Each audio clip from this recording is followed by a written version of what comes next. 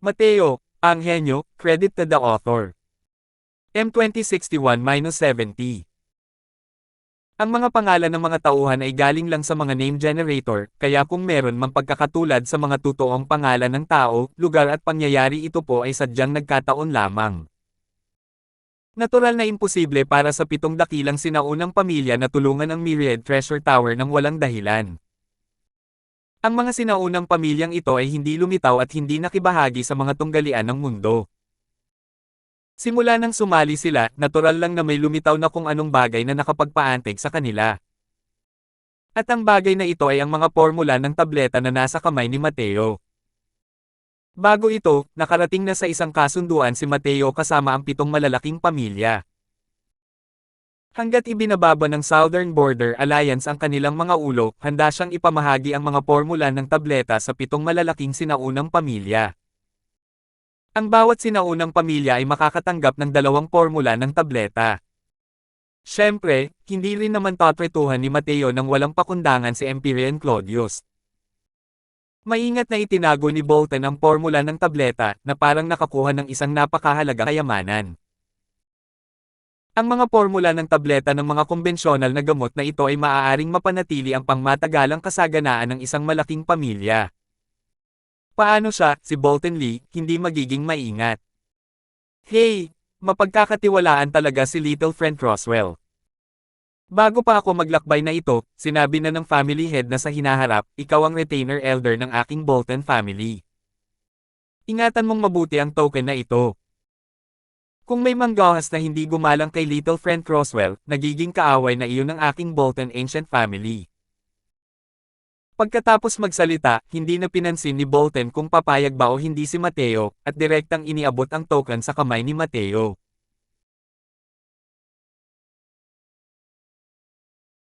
Lihim na nagsisisi ang mga kinatawan ng ibang sinaunang pamilya na medyo masyadong tuso ang pamilyang Bolton. Bagamat maaari rin nilang imbitahan si Mateo na maging isang retainer elder, paano ito magiging kasing halaga ng pamilyang Bolton na unang naghagis ng token? Pero nangako pa rin sila na nagsasabing malapit ng maihatid ang token. Walang magawa si Mateo at isa-isa na lang ang kaya niyang tanggapin.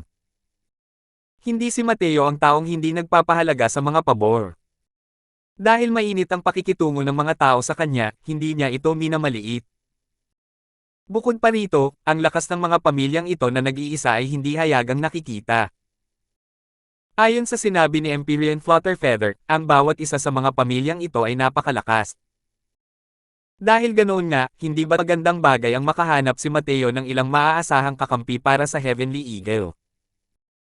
Nang makuha ang mga formula ng tableta at ang dreamlike wine, sina Bolton at ang iba pa ay punong-puno ng tuwa, nagpaalam at isa-isang umalis. Sa pagkakataong ito lamang kumislap ang mga mata ni Empyrean Flutterfeather nang sabihin niya, talaga bang ayos lang na ibigay mo sa kanila ang mga formula ng tableta? Dapat alam mo ang halaga ng mga formula ng tabletang ito. Ngunit ngumiti si Mateo at sinabing, sa ngayon, ang Myriad Treasure Tower at Southern Border Alliance ay nasa digmaan, kaya walang mag-iisip ng kahit ano.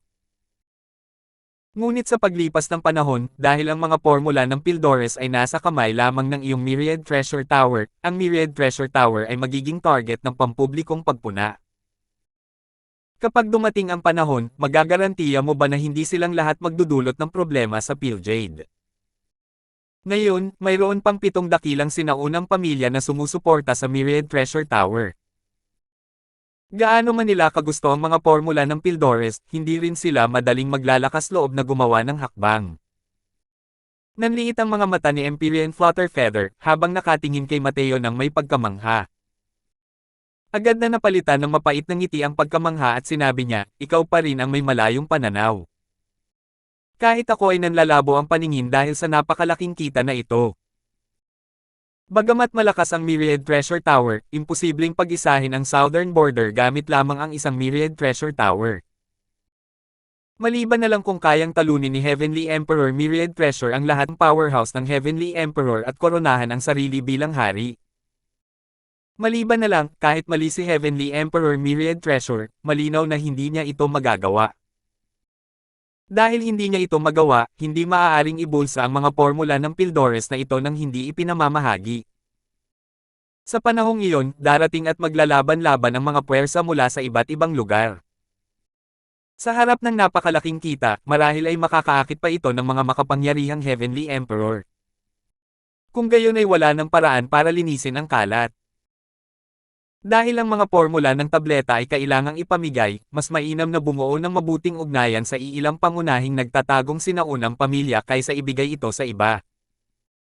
Ngayon, si Empyrean Flutterfeather ay labis na nagagalak dahil nagkaroon siya ng isang batang kaibigan noon. Sa halip, si Empyrean Pilljade ang malinaw na naglagay kay Griffin ng alas na ito sa butas, ngunit hindi niya alam kung paano pahalagahan at pinahirapan ang mga bagay para kay Mateo sa bawat pagkakataon. Ngayon, malamang pinagsisihan niya iyon hanggang sa maging berde ang mga bituka niya, tama ba? Sa City Lord Manor, makinang na ginto, dakilang kabisera ng imperyo. Napaupo ng tuwid si Empyrean Flutterfeather, ang kanyang aura ay namangha sa mga tao sa paligid niya. Sina Empyrean Windrider at Empyrean Proudcloud ay may pangit na ekspresyon. Masyadong malaki ang mga hangin ng Myriad Treasure Tower. Kahit ano paman, dumating sila bilang kinatawan ng Southern Border Alliance, at sinabing ibinitin sila ni Empyrean Flutterfeather para matuyo ng mahigit isang buwan. Huho, mga kapwa Dawista, sa ngayon, napakarami ng mga pwesto ng Myriad Treasure Tower, abala ang Empyrean na ito araw-araw at napabayan ang lahat. Lubos akong nakikiramay tungkol dito. Humingi ng paumanhin si Flutterfeather ng pasalita, ngunit walang kahit anong bahid ng paghingi ng tawad sa kanyang mukha.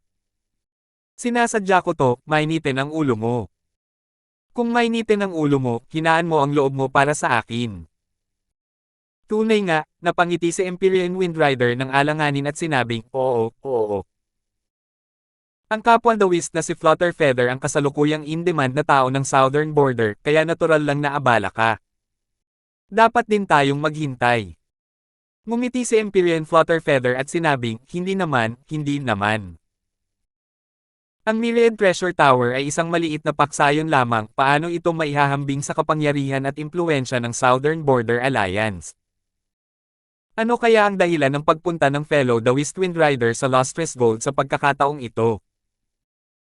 Ang ibig sabihin ng mga salita ay inapi mo ang mga tao sa pamamagitan ng pagsasamantala sa iyong kapangyarihan at inapi mo ang iilang may kalamangan sa bilang. Ngayon, hindi ba't nalipol ka pa rin sa akin? Ang mga salita ni Flutterfeather ay may dalang kaunting tuwa sa kanyang puso. Sa totoo lang, noong masigasig niyang sinusuportahan si Mateo noon, bumibilis din ang tibok ng puso niya. Noong panahong iyon, gaano ba kamayabang at ka-arrogant ang mga Empyrean Pilljade na iyon? Nagtatanong lang si Mateo ng paliwanag. Sa huli, sama-sama siyang inatake ng mga nagtipon-tipon na Empyrean Pilljade at pinagbantaan pa siya, dahilan para hindi siya pumanig kay Mateo. Ngayon, hindi siya binaygo ni Mateo, at mag-isa niyang pinabagsak ang Southern Border Alliance sa isang kaawa-awang sitwasyon. Nanigas ang ekspresyon ni Empyrean Windrider, parang nasusuka ang puso niya. Ano ba ang dahilan ng pagpunta ko rito, baka hindi mo alam? Wala namang saysay ang pagsampal sa mukha ng tao ng ganyan, di ba? Haha, nakababatang Kuya Flutterfeather, ang matandang ito ay dumating sa pagkakataong ito na kumakatawan sa Southern Border Alliance upang hilingin sa Myriad Treasure Tower na itaas ang iyong kamay bilang tanda ng awa.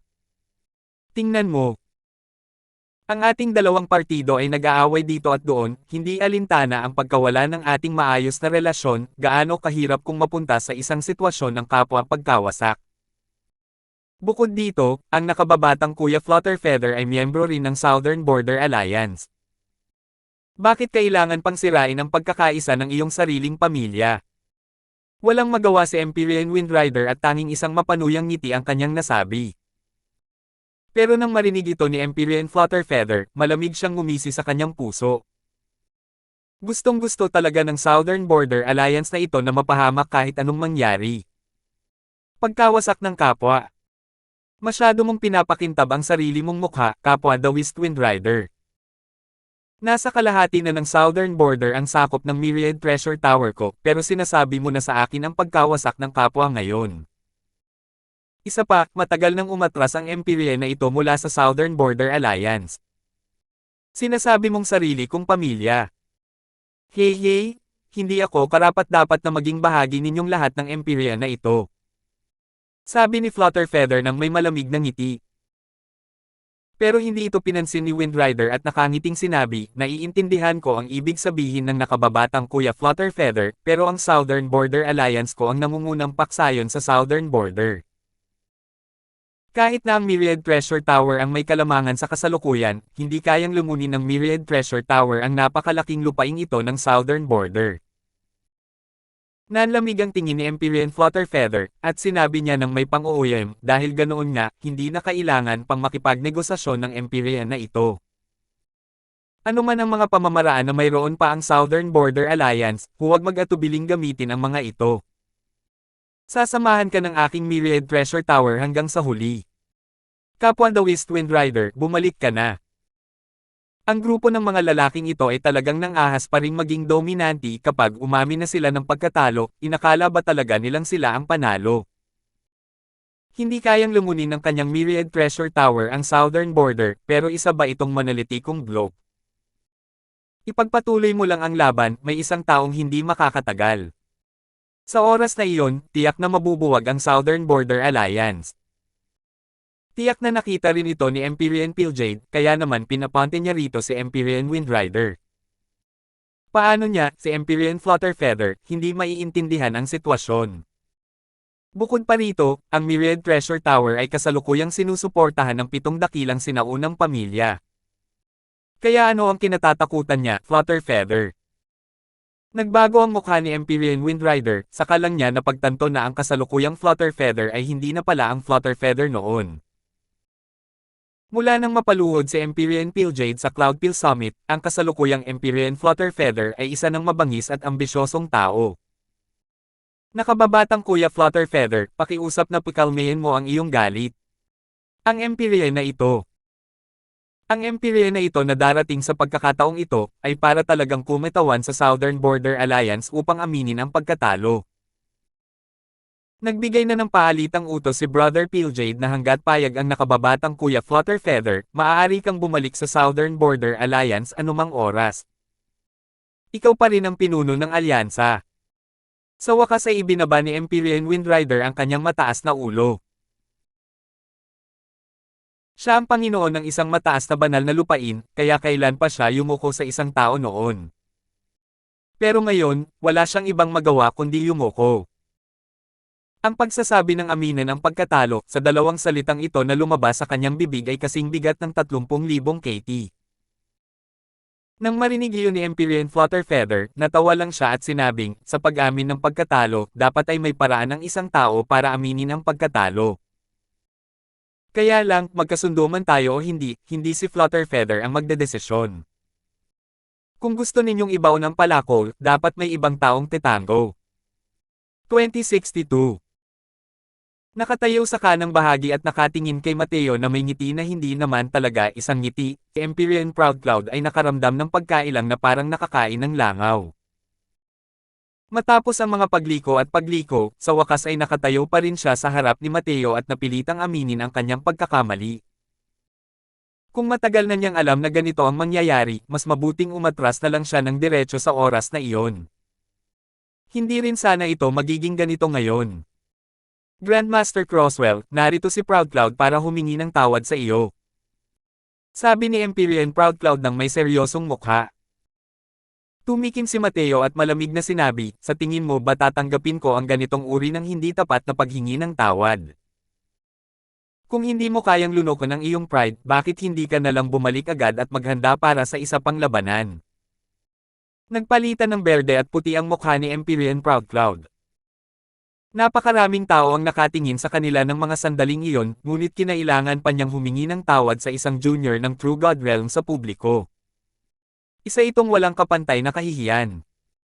Ang pinakamahalaga ay humingi na siya ng tawad at hindi pa rin nasiyahan ang kabilang panig. Hindi lang niya nakita ang sarili niyang ekspresyon. Paano naging paghingi iyon ng tawad? Malinaw na para itong paghingi ng bayad sa utang. Hindi na rin matiis ni Empyrean Windrider ang makita ito. Bahagyang kumunot ang kanyang mga noo habang sinasabi, Proud Cloud, kung wala ka pa ring pakialam sa kung ano ang mahalaga, hindi ka na mapoprotektahan ng Empyrean na ito pagkatapos nito. Nagbago ang mukha ni Proud Cloud at nagngingit-ngit siya at yumuko, Grandmaster Crosswell, ang nangyari dati ay kasalanan ni Proud Cloud. Sana'y itaas mo ang iyong kamay bilang tanda ng awa at huwag nang makipaglaban sa Southern Border Alliance. Sa pagkakataong ito, kahit naririnig pa rin nila ang kanyang pagtutol, ang kanyang saloobin ay malinaw na mas tapat. Malamig na sabi ni Mateo, kalimutan mo na yan.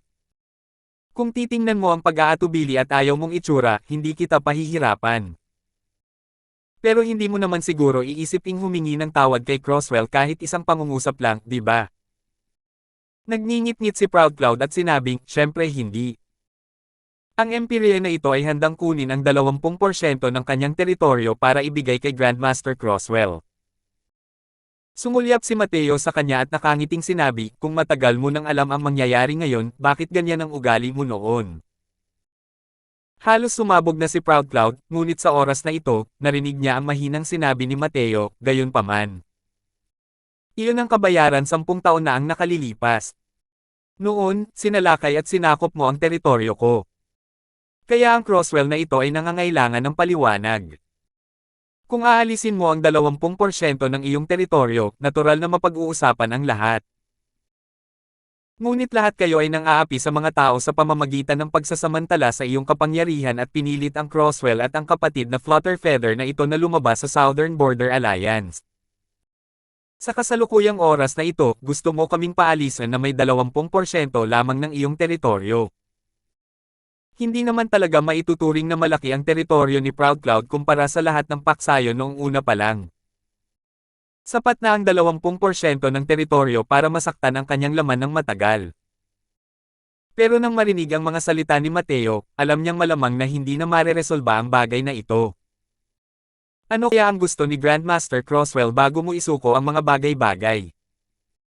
Pinaikit ni Empyrean Proud Cloud ang kanyang dalawang mata at handang isugal ang lahat. Malamig na sabi ni Mateo, noon, ang mga paksyong lumaban para sa teritoryo ay kumuha ng 40% ng kanilang teritoryo. Samantalang ikaw, Empyrean Proud Cloud, ay kumuha ng 50% ng iyong teritoryo. Kung gagawin natin ito tulad ng dati, ang bagay na ito ay ituturing na itinigil na. Nag-iba ng husto ang ekspresyon ng mukha ni Empyrean Proud Cloud at galit na sinabi niya, ikaw. Masyado mo nang inaapi ang mga tao. Naningkit ang dalawang mata ni Mateo, biglang nagbago ang kanyang aura nang sabihin niya sa malamig na boses, sumusobra na ba ang pang-aapi ko sa mga tao? Noon, katatapos lang ng kasunduan at lahat kayo ay sumuko sa inyong mga salita, inagaw ang teritoryo ng Crosswell na ito. Gayunpaman, wala pa rin kayong nararamdamang kahihiyan at gusto ninyong ayusin ang mga bagay-bagay nang walang kahit isang salita ng paghingi ng tawad. Paano nagkaroon ng ganitong kasunduan sa mundong ito? Kalaunan, ang inyong Southern Border Alliance ay naghasik ng alitan sa pagitan namin ni Brother Flutterfeather upang harapin ang Crosswell na ito. Kalaunan, napilitan pa kaming umalis sa Southern Border Alliance. Pagkatapos noon, sinalakay ninyong lahat ang teritoryo ng Myriad Treasure Tower sa isang malawakang pagsalakay at nakipagsanib puwersa sa 100 puwersa upang magsagawa ng isang kampanya laban sa Myriad Treasure Tower. Sa sunod-sunod na pangyayaring ito, wala pang sinasabi ang Crosswell na ito. Ngayon, nang lumabas ito sa inyong bibig, lumabas na ang Crosswell na ito ay labis na nang-aapi sa mga tao. Sa bawat pangungusap na sinasabi ni Mateo, pumakbang siya pasulong, ang momentum ay kahanga-hanga. May isang taong makapangyarihan habang si Empyrean Proud Cloud ay paulit-ulit na napipilitang umatras ni Mateo. Nang makita ito ni Windrider at ng iba pa, hindi nila maiwasang makaramdam ng pagkatulala sa kanilang mga puso. Isang simpleng True God Realm ang nakapagpa-address ng isang Empyrean powerhouse. Pero kailangan nilang aminin na nabuo na ang Grandmaster Heir ni Mateo, ang kahangahangang momentum sa kanyang katawan ang nangingibabaw sa lahat ng buhay. Ang aurang ito ay hindi nangingibabaw sa iba, ngunit nagbigay ito sa mga tao ng pakiramdam na katulad ng sa makapangyarihang karagatan, dahilan para hindi sila maglakas loob na tumingin ng diretso sa kanya. Bumantong hininga ng bahagya si Empyrean Windrider. Alam niyang si Proud Cloud ay lubusan ng napigilan ni Mateo at wala ng paraan para makipagnegosasyon pa. Totoo ang sinabi ni Grandmaster Crosswell. Ang totoo lang. Medyo mahigpit ang mga hinihingi mo, di ba? Nagsalita si Windrider. Tumawa muli si Mateo ng malamig at sinabing, kapatid na Windrider, kami lang ni Proud Cloud ang nag-aayos ng mga puntos. Hindi pa nakukwenta ang puntos ko kay Brother Piljade at sa Southern Border Alliance. Huwag mong sabihin ng maayos. Nakatayo rito ang Crosswell na ito na may bahid ng tagumpay ngayon. Kung matatalo ang Crosswell na ito, malamang na mas matapang ang mga pamamaraan mo kaysa sa Crosswell na ito, tama ba?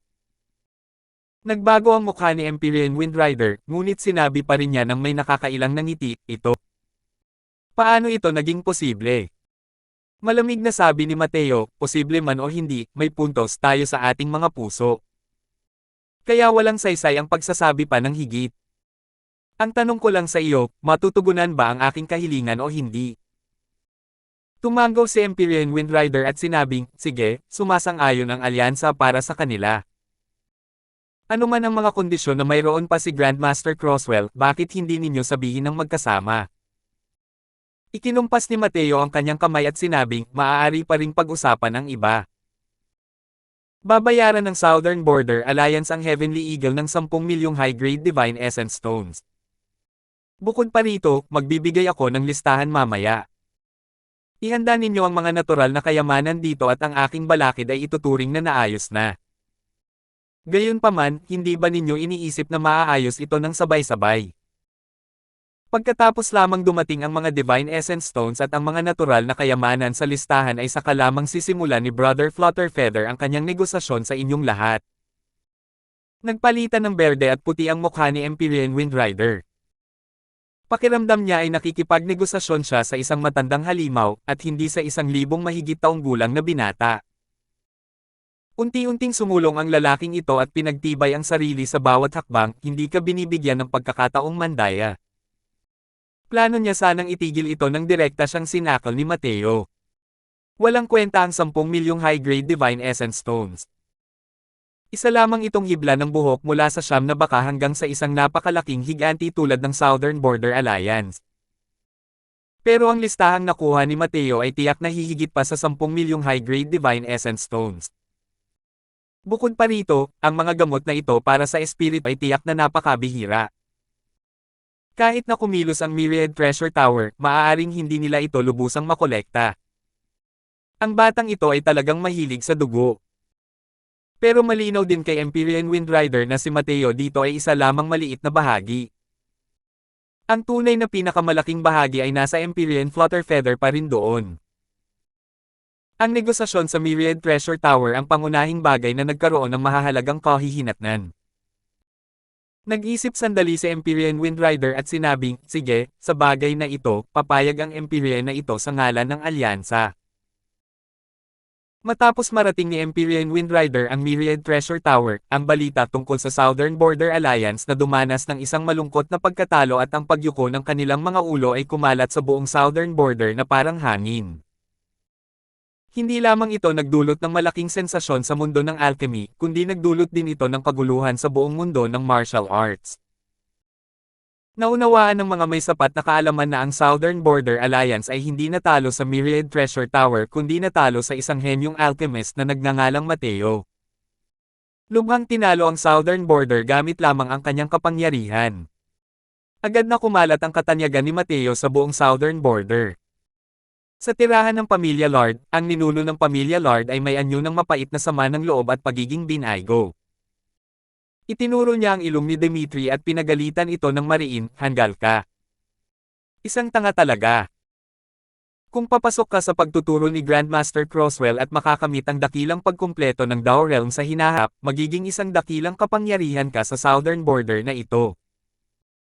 Isang pagkakataong hatid ng Diyos na tulad nito, tumakbo ka pa nga sa harap ni Grandmaster Crosswell para ipagmalaki ang iyong husay.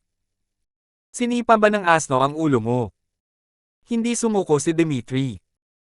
Sabi niya, ninuno, paano nalaman ni Dimitri noon na siya, na isang isdang inasenan, ay maaari ring magkaroon ng bagong buhay. Bukod pa rito, ang ating pamilya Lord ay sinusuportahan ng isang makalangit na emperador. Kaya bakit kailangan pang dilaan ang kanyang mabahong paa? Ikaw. Nagalit ang ninuno ng pamilya Lord hanggang sa bumuga siya ng usok mula sa 7 butas, at sumigaw ng malakas, "Takbo! Tumakas ka para sa akin! Simula ngayon, makulong ka ng 500 taon at hindi ka papayagang lumabas ng iyong silid." 2063. Ang nagsisisi at nagagalit ay hindi lamang ang ninuno ng pamilya Lord. Ang mga henyong iyon na nagkaroon ng pagkakataong makapasok sa pagtuturo ni Mateo ay kasalukuyang kumakabog ang kanilang mga dibdib at pinapadyak ang kanilang mga paa sa kanilang tahanan, walang katapusang nagsisisi. Napakagaling ng talento ni Mateo. Bukod pa rito, ang kakayahan niya sa pagtuturo sa mga disipulo ay kasing lakas din. Isang figure na kayang uminom ng mahigit 10 uri ng tableta nang walang kahirap-hirap at itulak ang pagbabago ng mga medicinal pills ng Southern Border, gaano kaya siya kaina sa hinaharap? Sino ang makakagarantiya na pagkalipas ng ilang 10,000 taon, ang Southern Border ay hindi nabubuo ng isa pang karakter sa antas ng medicine ancestor? Kahit hindi maging isang medicine ancestor si Mateo, isa rin itong tunay na Great Grandmaster na kasing bigat ng Mount Tai. Ang pagiging disipulo niya ay isang napakalaking swerteng pagkakataon. Bulag si matandang Piljade, pero ang apo niya sa tuhod ay nakakakita ng hindi nakikita ng iba. Si Griffin, ang batang iyon, sa ilalim ng pagtuturo ni Grandmaster Crosswell, tiyak na magiging isang dakilang karakter siya sa hinaharap. Marahil sa hinaharap, hindi na kayang magdala ng sapatos si matandang Piljade para sa apo niya sa tuhod. Napakalaking halimaw ng batang ito. Natatakot ako na kahit ang medicine ancestor noon ay wala ring ganitong uri ng nakakatakot na lakas, tama ba? Binaligtad niya ang buong Southern Border Alliance gamit lamang ang kanyang kapangyarihan. Sa ganitong uri ng nakakagulat na aksyon, kayanan niyang taglayin ang titulong Little Medicine Ancestor. Walang ideya kung kailan, ang titulong Little Medicine Ancestor ay kinoronahan sa ulo ni Mateo. Halos lahat ng lugar sa Southern Border ay pinag-uusapan si Mateo. Si Mateo ay mayroong nakasisilaw na lakas, natural lamang na maihahambing ng mga nakamasid ang numero 1 tao sa alchemy daw. Sa huli, natuklasan nila na kahit na ang medicine ancestor ay bumalik sa kanyang kabataan, malamang na mahirap pa ring maabot ang kasalukuyang taas ni Mateo. Dapat malaman ng isa, natalo ni Mateo ang lahat ng 7-star alchemy god sa Cloudpeel Summit. Kalaunan, pinaandar pa niya ang Sea of Law at nakapasok sa Ancestor Realm. Sa murang edad, isa na siyang figure sa mundo ng alchemy sa antas ng Mount Tai. Ang ganitong uri ng tagumpay, gamit ang tagumpay na higit pa sa sinauna at modernong panahon upang ilarawan, ay hindi naman talaga labis. Dahil sa dala ng nakakagulat na momentum, ang maliit na Heavenly Eagle Imperial City ay nakakagulat na naging ika-8 Great Peak Holy Land ng Southern Border. Bagamat hindi ito kinilala ng Southern Border Alliance, ito ay isang katotohanan na alam na ng maraming alchemist. Parami ang mga alchemist na dumagsa sa Heavenly Eagle Imperial City. Mukhang masyadong siksikan na ang maliit na lungsod na ito. Binuka ni Mateo ang kanyang bibig at labis na hinihingi ang 10 milyong high-grade Divine Essence Stones mula sa Southern Border Alliance upang mapalawak ang lungsod. 10 milyong high-grade Divine Essence Stones, kahit sa ganitong antas ng malaking imperial na kapital, isa rin itong napakalaking mapagkukunan. Sa loob ng halos 10 taon, nakaipon din si Mateo ng napakalaking kayamanan mula sa pakikipagtulungan sa Myriad Treasure Tower. Sapat na ito para magamit sa pagpapalawak ng lungsod. Kasalukuyang nagsasagawa ng isang larong paligsahan ang negosasyon ng Myriad Treasure Tower at Southern Border Alliance. Sa totoo lang, malinaw sa puso ni na Mateo at Flutterfeather na kahit idagdag pa ang 7 magagaling at sinaunang pamilya, hindi nila kayang lumunin ang Southern Border, ang matabang karneng ito. Kinailangan pa ring dagdagan ang tindahan ng stall na ito sa kalaunan. Kung hindi, ano pa kaya ang kanilang pag-uupuan at pag-uusapan? Dahil sa lakas ng Myriad Treasure Tower ngayon, ang pagpuksa sa Southern Border Alliance ay kasing dali lang ng pagbibilang ng mga numero, ngunit hindi madaling sakupin ang mga teritoryo. Pero kahit hindi nila ito kayang lumunin, kailangan ding lumaban ang Myriad Treasure Tower para sa pinakamaraming benepisyo. Sa huli, kinailangan pa ring sumali ang Myriad Treasure Tower sa Southern Border Alliance. Natural lang na hindi na katulad ng dati ang paghahati ng kita. Ang mungkahi ni Mateo kay Flutterfeather ay huwag humingi ng sobra sa kanilang mga teritoryo, ngunit ang mga formula ng tableta ay dapat nilang hawakan ng mahigpit sa kanilang mga kamay. Tiyak na pagnanasaan ng Southern Border Alliance ang mga formula ng gamot. Ang layunin ng Myriad Treasure Tower ay gawing mga nagbebenta ang Southern Border Alliance. Ang Myriad Treasure Tower ang nagbigay ng mga gamot, habang ang Southern Border Alliance ay may karapatan lamang sa pagbebenta. Sa panahong iyon, ang kita ay muling hahatiin. Sa ganitong paraan, ang posisyon ng Myriad Treasure Tower bilang pinuno ng alyansa ay magiging kasing taibay ng isang metal na balde. Kung tungkol naman sa mga tabletang panggamot, sa kasalukuyan, sa tulong ng 7 dakilang nagtatagong sinaunang pamilya, maaari silang pinuhin ng walang humpay. Ang mga sinaunang pamilyang ito na mahilig sa alkemiya ay karaniwang nananatiling nakatago at hindi lumilitaw. Ngunit iyon ay relatibong pananaw lamang. Para sa mga sinaunang disipulo ng pamilya na gustong maglinang, natural lamang na hindi ito magagawa ng walang malalaking halaga ng mga Divine Essence Stone.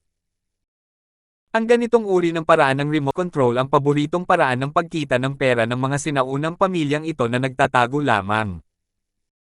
Siyempre, ito ay isang bagay na kailangang alalahanin ni Empyrean Flutterfeather, walang pakialam si Mateo. Ano man ang maging resulta, kailangan lang niyang umupo at maghintay para makuha ang kanyang bahagi ng pera. Sa araw na ito, kasalukuyang naglilinang si Mateo sa kanyang manor nang biglang may dumating na nagulat na ang Empyrean Luyan ng 5 Firmament Great Imperial Capital ay dumating upang humingi ng pagkakataong makipagkita. Bahagyang nagulat si Mateo at agad na may naintindihan, ang sulok ng kanyang bibig ay nagpapakita ng bakas ng isang ngiti. Sa City Lord Manor, si Mateo ay nakaupo sa mataas na bahagi ng korte, habang ang mataas na Empyrean na si Luyan ay nakatayo lamang na ang mga kamay ay nasa gilid sa ibaba. Habang nakatingin kay Mateo na parang nasa mataas na kalangitan, nakaramdam si Luyan ng halo-halong emosyon sa kanyang puso. Paano niya naisip na sa loob ng mga lungsod ng imperyo na kanyang pinamumunuan, mayroong isang malaking dragon na pumailang lang sa kalangitan? Kahit hindi naman sangkot si Luyan sa alchemy, isang malaking kaganapan tulad ng Cloudpeel Summit, paano niya hindi malalaman ang nangyari sa kanyang katayuan bilang isang Empyrean? Nang sunod-sunod na nakakaantig na balita ang dumating, sa wakas ay naunawaan ni Luyan kung anong uri ng buhay ang kanyang kinasusuklaman. Noon, nang ibigay ni Flutterfeather kay Mateo ang Grandmaster Token, kahit pa sa kanyang pagkabigla, mas lalong hindi ito pinansin ni Luyan. Isang maliit na True God Realm, may hawak na Grandmaster Token, pupunta sa Cloudpeel Summit para magpasikat. Sa edad na ito, dapat na siyang makipagkompetensya ng tapat at taos-puso sa mga 6-star na henyo. Maging isang Grandmaster. Karapat-dapat ba siya? Pero nang sunod-sunod na ang balitang dumating, saka lang nalaman ni Luyan na karapat-dapat pala si Mateo. Ngunit kalaunan, habang naglalaban ang Myriad Treasure Tower at Southern Border Alliance, muling nakakita ng pag-asa si Luyan at pinatalsik pa ang Myriad Treasure Tower, na siyang dahilan kung bakit nahikayat ang Cloudpeel establishment, kasama ang mga pangunahing paksyong ito. Sa kanyang pananaw, tiyak na matatalo ang Myriad Treasure Tower ng walang duda. Gaano man kalakas ang isang paksayon, paano sila magiging mas malakas kaysa sa buong Southern Border? Ang timog na hangganan ay may walang katapusang lawak ng lupain. Ang mga malalaking kabisera lamang ng imperyo ay may libo-libo hanggang 10,000. Paano magiging katapat ng Southern Border Alliance ang isang simpleng Myriad Treasure Tower? Pero hindi niya kailanman pinangarap na si Mateo ay lumaban hanggang sa tuluyang malipol ang Southern Border gamit lamang ang kanyang kapangyarihan, at sa huli ay nagpadala ng mga tao upang magmakaawa para sa kapayapaan. Simula nang ipadala niya si Lucy para hulihin si Mateo, wala nang naging maayos na nangyari para sa kanya noon. Patungo sa isang simpleng lungsod imperial, masasabing may kapangyarihan ang mga Empyrean sa buhay at kamatayan nito. Ngunit, sa agila ng langit na ito, sunod-sunod na sorpresa ang ibinigay sa kanya ni Mateo. Ang 5 Firmament Great Imperial Capital ang tradisyonal na paksayon ng Myriad Treasure Tower. Dahil pumunta sila para magmakaawa ng kapayapaan, natural lang na kailangang umatras ang Cloudfield establishment, ang mga paksyong ito. Dahil dito, halos maiyak na si Empyrean Luyan. Naglakas loob siyang hanapin ang Myriad Treasure Tower, umaasang makakabalik ang Myriad Treasure Tower sa 5 Firmament Great Imperial Capital. Ngunit hindi nila ito pinaniwalaan. Nagbigay si Empyrean Flutterfeather ng mga tagubilin tungkol sa mga gawain ng 5 Firmament Great Imperial Capital na hindi sila kailanman makikialam. Dahil sa kagustuhang makabalik ang Myriad Treasure Tower sa 5 Firmament Great Imperial Capital, kailangan nitong makuha ang pagsang-ayon ni Mateo. Wala nang ibang pagpipilian. Dahil sa kawalan ng kakayahan ni Empyrean Luyan, ang tanging magagawa niya ay magpakumbaba at lumapit at magmakaawa kay Mateo. Karaniwan, kalimutan mo na lang yan. Kung wala ang Myriad Treasure Tower, makakahanap siya ng ibang puwersa para pinuhin ang mga medicinal pills. Pero ang problema ay ilang libong True God Realms ang nalasan ni Mateo hanggang sa mamatay noon.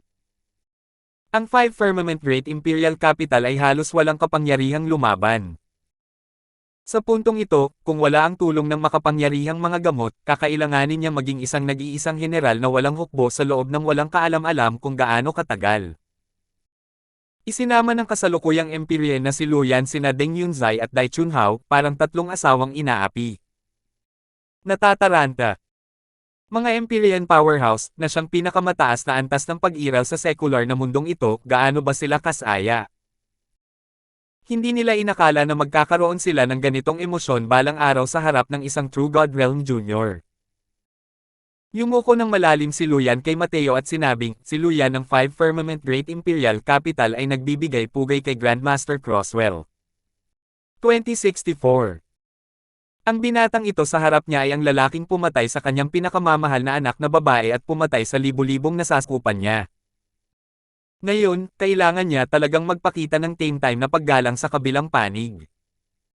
Hindi niya mailarawan kung gaano ito nakakailang. Pero naunawaan din niya na dahil sa kasalukuyang katayuan ni Mateo sa southern border, kahit pa madagdag ang 10 luyan, mas mababa pa rin siya.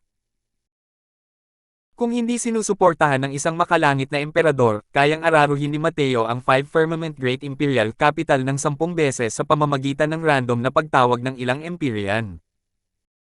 Isipin mo kung anong klaseng mga tao ang nakakasalamuhan ni Mateo ngayon. Sina Empyrean Flutterfeather, Empyrean Claudius, at sinasabing mayroon ding 7 dakilang nagtatagong pamilya ng alchemy na may kakaibang husay. Kahit sino sa mga taong ito ay hindi isang nilalang na maaari niyang pukawin. Kahit na ang kasalukuyang Mateo ay True God Realm pa rin, nagawa na nitong hindi siya makatingin sa kanya. Nakakagulat talaga ang pagdating ni Empyrean Luyan para hanapin itong si Crosswell. Sabi ni Mateo nang may ngiti na hindi naman talaga isang ngiti. Nailang si Luyan habang sinasabi, ito. Ang mga bagay noon ay tungkol kay Lu na may mga mata ngunit hindi makita ang tunay na mukha ni Grandmaster Crosswell na nagresulta sa pang-iinsulto kay Grandmaster. Sana'y maging mapagbigay si Grandmaster Crosswell at huwag mo kaming pagtalunan tungkol dito. Dahil nasa ilalim ng bubong ng mga tao, wala nang ibang pagpipilian kundi ang yumuko. Sa oras na ito, paano pa nga ba hinahanap ang mukha ng isang Empyrean? Bukod dito, maging ang mga malaking tauhan ng Southern Border Alliance ay yumuko at inamin ang kanilang pagkakamali kay Mateo. Ano ang problema niya, isang simpleng Second Firmament Empyrean, na yumuko? Tumawa si Mateo nang may pag-aalinlangan at sinabing, kung may silbi ang paghingi ng tawad, ano pa ang dapat nating gawin? Luyan, noon, pinamumunuan mo ang isang hukbo na binubuo ng 100,000 martial artist at ilang libong True God powerhouse. Kung kulang ang lakas ng Crosswell na ito, malamang nawala ng matitira pang aso o manok ang Heavenly Eagle na ito. Gusto mo bang palampasin ang mga bagay-bagay sa isang magaan at panandaliang sentensya na ito? Bukod pa rito, nitong ilang taon, pinalayas ninyong lahat ang Myriad Treasure Tower. Malinaw na ang natitirang pootang siyang namumukod tangi. Bakit ninyo nararamdaman na dapat kayong tulungan ng Crosswell na ito? Hindi makitid ang pag-iisip ni Mateo. Gayunpaman, ang Five Firmament Great Imperial Capital ay tila nagpapakita ng paghamak sa lahat ng tao at sa lahat ng bagay simula kay Lu Zi, na nagpapasya sa buhay at kamatayan ng mga tao sa isang iglap, na labis siyang ikinalungkot. Kalaunan, nagpadala pa si Luyan ng isang hukbo na may 100,000 na sinasabing papatayin niya ang lungsod. Kung hindi dahil sa pagpatay ni Mateo sa ilang libong tunay na Diyos gamit ang walang awang paraan, paano pa magkakaroon ng Heavenly Eagle Imperial City sa kasalukuyan? 3 taong Luyan ay may kakaibang mga mukha. Noong panahong iyon, ang magkabilang panig ay parang apoy at tubig. Kahit ngayon, mayroon pa rin silang alitan ng dugo. Mas malakas lang talaga ang sitwasyon kaysa sa tao. 3 tao ni Luyan ang kinailangang magmakaawa kay Mateo at wala nang ibang magawa kundi yumoko. Totoo ang sinasabi ni Grandmaster Crosswell. Noon, nabulag ang aming mga puso. Kaya kami nagkakaganon. Para maipahayag ang aming paghingi ng tawad, nagdala kami ng ilang regalo. Umaasa kami na tatanggapin ito ni Grandmaster Crosswell, sabi ni Luyan. Natawa si Mateo nang marinig niya ito. Pagkatapos ay sinabi niya, Luyan, hindi naman sa minamaliit ka nitong Crosswell na ito, pero kaya ba ng iyong Five Firmament Great Imperial Capital na alisin ang isang bagay na magpapagalaw sa Crosswell na ito? Nang marinig iyon ng 3 tao, hindi nila napigil ang mabilawkan. Totoo iyon. Gamit ang kasalukuyang kapangyarihan at impluwensya ng Heavenly Eagle, malapit na nilang makontrol ang 10% ng merkado ng mga medicinal pills sa southern border. Gaano kahanga-hanga ang kayamanang ito? Isang simpleng Five Firmament Great Imperial Capital, kahit pa ilabas ng 3 dakilang empyrean na ito ang lahat ng kanilang ari-arian, tatanggihan pa rin ito ni Mateo. Nagpalitan ng tingin ang 3 tao at parang mga talong na tinamaan ng hamog na nagyelo. Sa totoo lang ay hindi alam kung ano ang gagawin ng ilang sandali. Kahit na sila ay may maharlikang katawang empyrean, napakaliit lang nila sa harap ng kasalukuyang Mateo. Nang mawalan na ng pag-asa ang 3 tao, biglang nagsalita si Mateo, kayong lahat ay pupunta para hanapin ako, para lang makuha ang Myriad Treasure Tower na sumali muli sa Five Firmament Great Imperial Capital. Bibigyan ko kayong lahat ng pagkakataon, pero nasa inyo kung gagawin ninyo o hindi.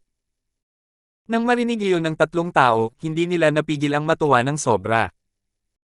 Pero di nagtagal, muling sumama ang loob ni Luyan.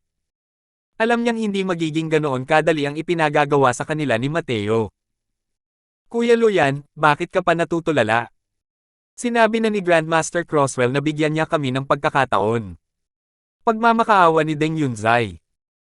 Hindi na niya kayang tiisin ang kasalukuyang panahon, naubusan na ng mga mapagkukunan ang pamilyang Deng sa loob ng ilang taon. Kung wala pa ring naibibigay na mga gamot, malamang na maaantala ang lahat ng cultivation ng kanilang pamilya Deng. Kaya nang marinig niya ang mga salita ni Mateo, pumayag si Deng Yunzai nang hindi nag-iisip. Ilang beses na nagbago ang mukha ni Luyan. Hindi rin naman nagpumilit si Mateo, tahimik lang siyang naghihintay ng sagot. Biglang nagbago ang ekspresyon ng mukha ni Luyan, tila nakapagdesisyon na, at sinabi sa seryosong boses, anuman ang iutos ni Grandmaster Crosswell, tiyak na gagawin ito ni Lu na ito. Malamig na sabi ni Mateo, mabuti, gusto kong humingi kayong 3 ng formal na paghingi ng tawad sa harap ng lahat ng tao sa lungsod. At saka, manampa kayo ng tame time sa harap ng lahat na hindi kailanman sasalakayin ang Heavenly Eagle sa buhay na ito. Huwag ninyong gamitin ang ganitong ekspresyon para tingnan ako. Hindi naman sinasadya ni Crosswell na pahirapan kayong lahat, kundi may utang na loob kayo sa kanila na humingi ng tawad. Nang marinig iyon ng 3 tao, mabilis na nagbago ang kanilang mga mukha. Sa loob ng maliit na City Lord Manor na ito, silang 3 ay yumuko kay Mateo. Bagamat nakakahiya ito, hindi naman talaga ito gaanong mahalaga. Dahil sa kasalukuyang pagkakakilanlan at katayuan ni Mateo, kaya niyang tiisin ang kanilang paghingi ng tawad. Pero, ang pagpapahingi sa kanila ng tawad sa mga langgam na iyon gamit ang kanilang mga katawang empyrean, ibang usapan na iyon. Sa paghingi ng tawad na ito, malalaman ito ng milyon-milyon. Saan kaya mapupunta ang kanilang mga dating mukha sa hinaharap?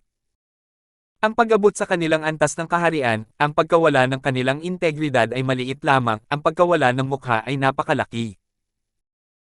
Habang nakatingin sa 3 taong paminsan-minsang kumukurap ang mga mukha, dahan-daang tumayo si Mateo at umalis na nakahawak sa kanyang mga kamay sa kanyang likuran. Mayroon kayong 3 araw para mag-isip. Pagkatapos ng 3 araw, kung hindi pa kayo sumasagot, maaari na kayong umalis ng mag-isa. Sa tabi ng tainga ng 3 tao ay narinig ang mahinang boses ni Mateo. Pagkalipas ng 5 araw, sa Heavenly Eagles Peel Tower Square, hindi mabilang na mga martial artist at alchemist ang nagtipon dito. Sa mga taong naroroon, may ilang mga taong dumaan sa nakamamatay na labanang iyon. Mayroon ding mga taong sumali sa Heavenly Eagle pagkatapos nito at walang kaalam-alam tungkol dito. Ngunit di nagtagal, nalaman nila ang buong kwento ng nakamamatay na labanang iyon mula sa bibig ng ibang tao at agad na natigilan at nawala ng masabi sa gulat. Noon lang nila nalaman na si Grandmaster Crosswell ay mayroon pa ring napakagandang record sa labanan. Nilipol ang ilang libong tunay na Diyos gamit lamang ang kanyang kapangyarihan, lumikha ng 3 dakilang Empyrean gamit ang alchemy, 6 na dakilang Empyrean ang dumating upang tumulong mula sa buong lupain, na pumipilit sa isang makalangit na emperador na sumuko. Ang ganitong uri ng talaan ng labanan ay tunay na kamangha-mangha. Pero natutunan din nila kasabay nito kung bakit mahal na mahal at iginagalang ng mga martial artists sa lungsod si Grandmaster Crosswell. Labis na nagalit si Grandmaster Crosswell hindi para sa kanyang kasintahan, kundi para lamang sa isang batang walang pangalan na nagngangalang Jiang Ming.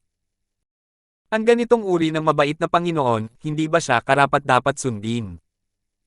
Siyempre, maraming taong naruroon ang labis na nandidiri.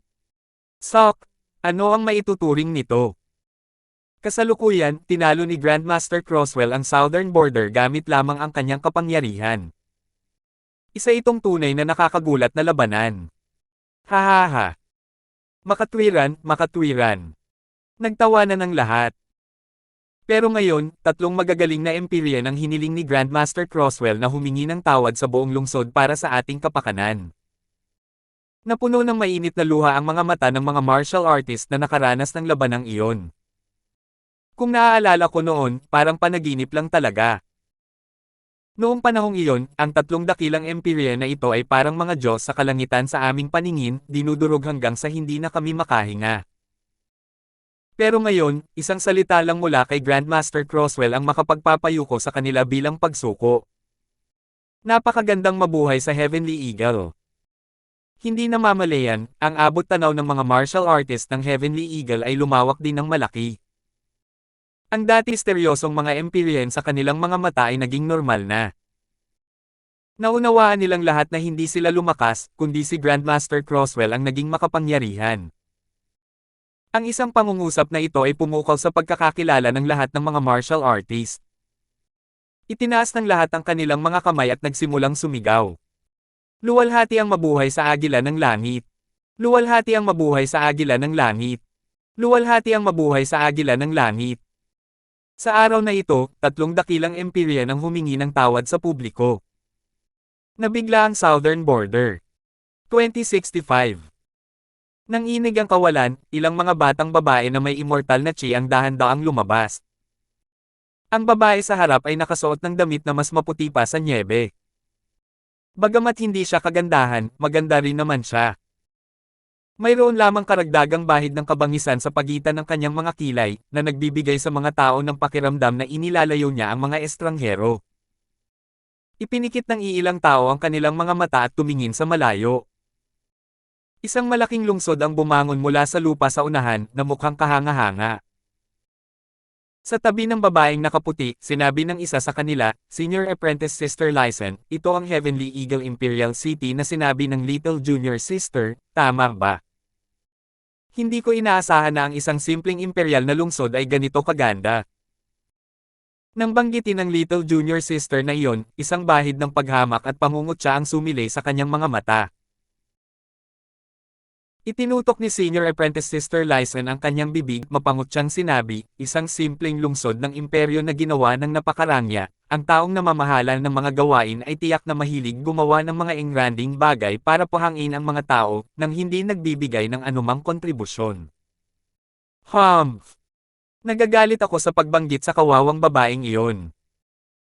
Kung hindi dahil sa kanya, hindi rin natin kinailangang maglakbay patawid sa Heavenspan Mountain at tumakbo papunta sa southern border mula sa northern border.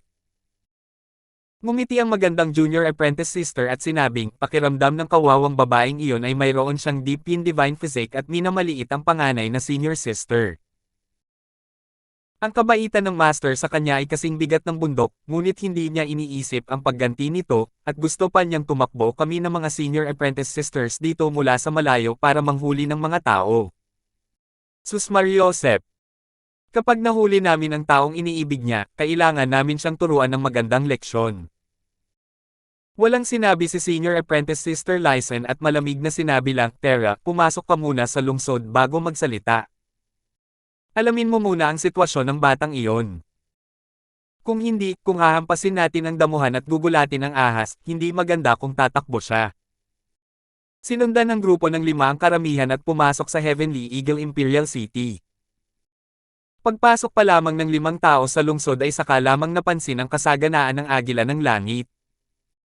Hindi naman talaga ito natalo sa mga ordinaryong kabisera ng imperyo. Labis silang nagulat dahil dito. Kung ikukumpara sa bilang ng mga martial artist dito, hindi naman kalakihan ang lungsod na ito, pero mukhang napakaliit. Senior Apprentice Sister Lysen, isa ba talaga itong maliit na lungsod ng imperyo? Bakit pakiramdam ko ay mas maunlad pa ang lugar na ito kaysa sa karaniwang kabisera ng imperyo? Gulat na tumingin sa kaliwat kanan ang magandang junior apprentice sister at nagsalita. Kumunat ang noo ni senior apprentice sister Lysen at sinabing, maraming tindahan ng gamot sa lugar na ito, laganap ang alchemy, parang isang banal na lupain ng alchemy. Sinabi ng batang babae noon na ang kanyang munting kasintahan ay isang alchemist. Mukhang magkapareho sila. May isang bahay tuluyan sa unahan. Tara, pumunta tayo roon at magtanong tungkol dito. Pumasok ang iilang tao sa isang bahay tuluyan at nakahanap ng mesa sa tabi ng bintana at doon naupo. Nang lumapit ang waiter, dali-daling nagtanong ang magandang junior apprentice sister, Waiter, nakikita kong tila maraming alchemist ang inyong Heavenly Eagle Imperial City. Nang marinig iyon ng waiter, hindi niya napigil ang magsabi ng may pagmamalaki, mga binibini, galing pa kayo sa ibang lugar, di ba? Huho, ang ating Heavenly Eagle Imperial City ang numero 1 alchemy holy land ng southern border.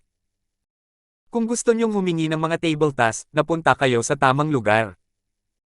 Nang marinig ito ng ilang junior apprentice sisters, hindi nila napigil ang matawa. Natatawang sabi ng magandang junior apprentice sister, numero 1 sa southern border. Isang maliit na lungsod ng imperyo ang nangangahas ding mag-angkin na numero 1 sa southern border. Malayo ang lugar ninyo at malamang hindi pa ninyo nakikita kung gaano kalaki ang mundo sa labas, di ba? Ang ibig niyang sabihin ay ang pagsasabi na ang mga tao ng Heavenly Eagle Imperial City ay hindi pa gaanong nakakakita ng mundo. Sa halip, ang pagtawa ng magandang junior apprentice sister ang siyang nagpatawa sa lahat ng nakapaligid sa kanya. Inang Monty, hindi naman sa hindi pa natin nakikita ang mundo. Hindi nyo pa nakikita kung gaano kalaki ang mundo. Lumabas ka at magtanong at malalaman mo na ang ating Heavenly Eagle Imperial City ang numero 1 sa southern border na ito. Ginagarantiya ko na ito ang katotohanan. Haha, kahit na dumating ang mga 7-star alchemy god sa ating Heavenly Eagle, kailangan pa rin nilang yumuko at maglakad. Iha, gumawa ka pa ng takdang aralin bago lumabas. Kung hindi, magiging katatawanan kapag dating mo dyan. May mga mabubuting tawanan sa paligid. Ngunit ito ay talagang nakakaantig sa tainga para sa iilang taong ito. Namula ang mukha ng magandang junior apprentice sister at muntik nang matanggal sa hawakan, ngunit narinig niya ang mahinang pag-ubo ni senior apprentice sister Lysen. Tumingin ang senior apprentice na si Sister Lysen sa waiter at nagtanong, ang nakababatang kapatid na ito, dahil ang lugar mo rito ay isang banal na lupain ng alchemy, kung gayon ay nakarinig ka na ba ng isang binata na nagngangalang Mateo dati? Parang natatakot na baka hindi pa siya naririnig ng waiter noon, dagdag ni senior apprentice sister Lysen, nabalitaan kung hindi pa matanda ang edad niya, ang kakayahan niya sa alchemy. Ayos pa rin naman. Nang sandaling lumabas ang mga salitang ito, tumahimik ang buong lugar. May kakaibang tingin na lumitaw sa mga mukha ng lahat. Agad ding napagtanto ni na senior apprentice sister Lysen at ng lahat na may mali. Maaari kayang may nilabag na bawal ang mga sinabi niya. Ngunit hindi nila ito isinapuso. Isang simpleng lungsod ng imperyo, kahit na nilabag nito ang ilang bawal, ano ang magagawa nila rito? Bakit? May mali ba sa sinabi ng binibining ito? Nagtatakang tanong ni Senior Apprentice Sister Lysen. Nagpakita ng kakaibang tingin ang waiter at sinabing, hindi lang iyon. Kung kaya pa rin ang alchemy skill ni Lord Crosswell, makakahanap ang ibang alchemist ng isang piraso ng tofu para gamitin sa pagpapakamatay. Oh! Kung ganoon, kahanga-hanga ba siya? Hindi ito sineryoso ni Senior Apprentice Sister Lysen at malamig na nagtanong. Kumbinsido na siya na ang mga tao sa imperial na lungsod na ito ay may labis na arrogant na personalidad dahil masyado itong kakaiba. Isipin mo na wala silang talo sa ilalim ng kalangitan kahit na mayroon silang ilang mabibigat na alchemist sa lungsod. Ang kamangmangan ay tunay na nakakatakot. Narinig pa niya ang tungkol sa mundo ng alchemy ng Southern Border noon. Ang pinakamakapangyarihan ay si Empyrean Piljade pati na rin ang mga pinuno ng 6 na dakilang banal na lupain. Kailan nga ba naging hegemonya ang isang maliit na lungsod ng imperyo? Ngumiti ang waiter at sinabing, kahanga-hanga. Huho, higit pa sa kahanga-hanga. Kung ganoon, sasabihin ko na sa iyo. Kahit na dumating ang mga 7-star alchemy god, kailangan din nilang magalang na tawagin ang kanyang kamahalan na Grandmaster. Natutap ni Senior Apprentice Sister Lysen ang kanyang bibig ay mapanghamak na ekspresyon sa kanyang mukha. Ang grupo ng mga taong ito sa probinsya ay talagang napakayabang. Pero walang kaalam-alam ang waiter at sinabing walang pakialam sa iba, hey, gusto nyo pala makilala si Lord Crosswell. Kung gayon, napunta kayo sa tamang lugar. Kung sa ibang lugar man, hindi nyo talaga siya makikilala. Pero gusto ni Lord Crosswell ang tindahan namin at madalas siyang pumupunta rito para sumama. Nagkataon naman na nandito si Lord Crosswell. Sumulyap ang waiter at nagkataong nakita niya ang isang binata na may kasamang 2 tagasunod pababa, dahan-daang paakyat sa bahay tuluyan. Naging makahulugan ang tingin ni Senior Apprentice Sister Lysen, may bahid ng saya na sumilay sa kanyang mga mata. Para talaga itong sapatos na bakal na nasira sa walang kwentang paghahanap at aksidenteng natagpuan ng hindi man lang hinahanap. Nang makita ng waiter na dumating si Mateo, dali-dali siyang lumapit para bumati. Umakyat na si Mateo sa ikalawang palapag. Haha, nandito na si Lord Crosswell, nakahanda na ang box room, pumasok po kayo, kamahalan. Sabi ng waiter nang may malawak na ngiti. Casual na kumuha si Mateo ng isang piraso ng high-grade Divine Essence Stones at inihagis ito sa waiter, sabay ngiti, salamat sa abala. Kunin mo na ito. Tinanggap ito ng waiter nang may ngiti at nakangiting sinabi, salamat po, kamahalan, sa gantimpala. Sa pagkakataong ito, tumayo ang lahat ng mga bisita sa ikalawang palapag at yumuko kay Mateo, sabay-sabay na sumigaw, kamahalan. Ikinumpas ni Mateo ang kanyang kamay at natatawang sinabi, umupo kayong lahat, maupo kayong lahat. Nakakiti ang bibig ng Crosswell na ito kaya't kumain na lang siya ng mga putahe. Nagtawanan ng lahat at nagsiupo na. Alam ng lahat sa Heavenly Eagle na lapit si Mateo sa mga sibilyan. Kaya naman, hindi sila natakot at hindi rin sila natakot na baka magalit sila kay Mateo. Bagkus, nang masulyapan at makita ni Mateo ang 5 katao ni Senior Apprentice Sister Lysen, hindi napigilan ng kanyang mga kilay na kumunat ang kanyang noo. Itinago ng iilang taong ito ang kanilang cultivation at tila. May puot sa akin. Wala na rin siyang oras para mag-isip ng sobra, 5 tao na ang tumayo sa Senior Apprentice na si Sister Lysen.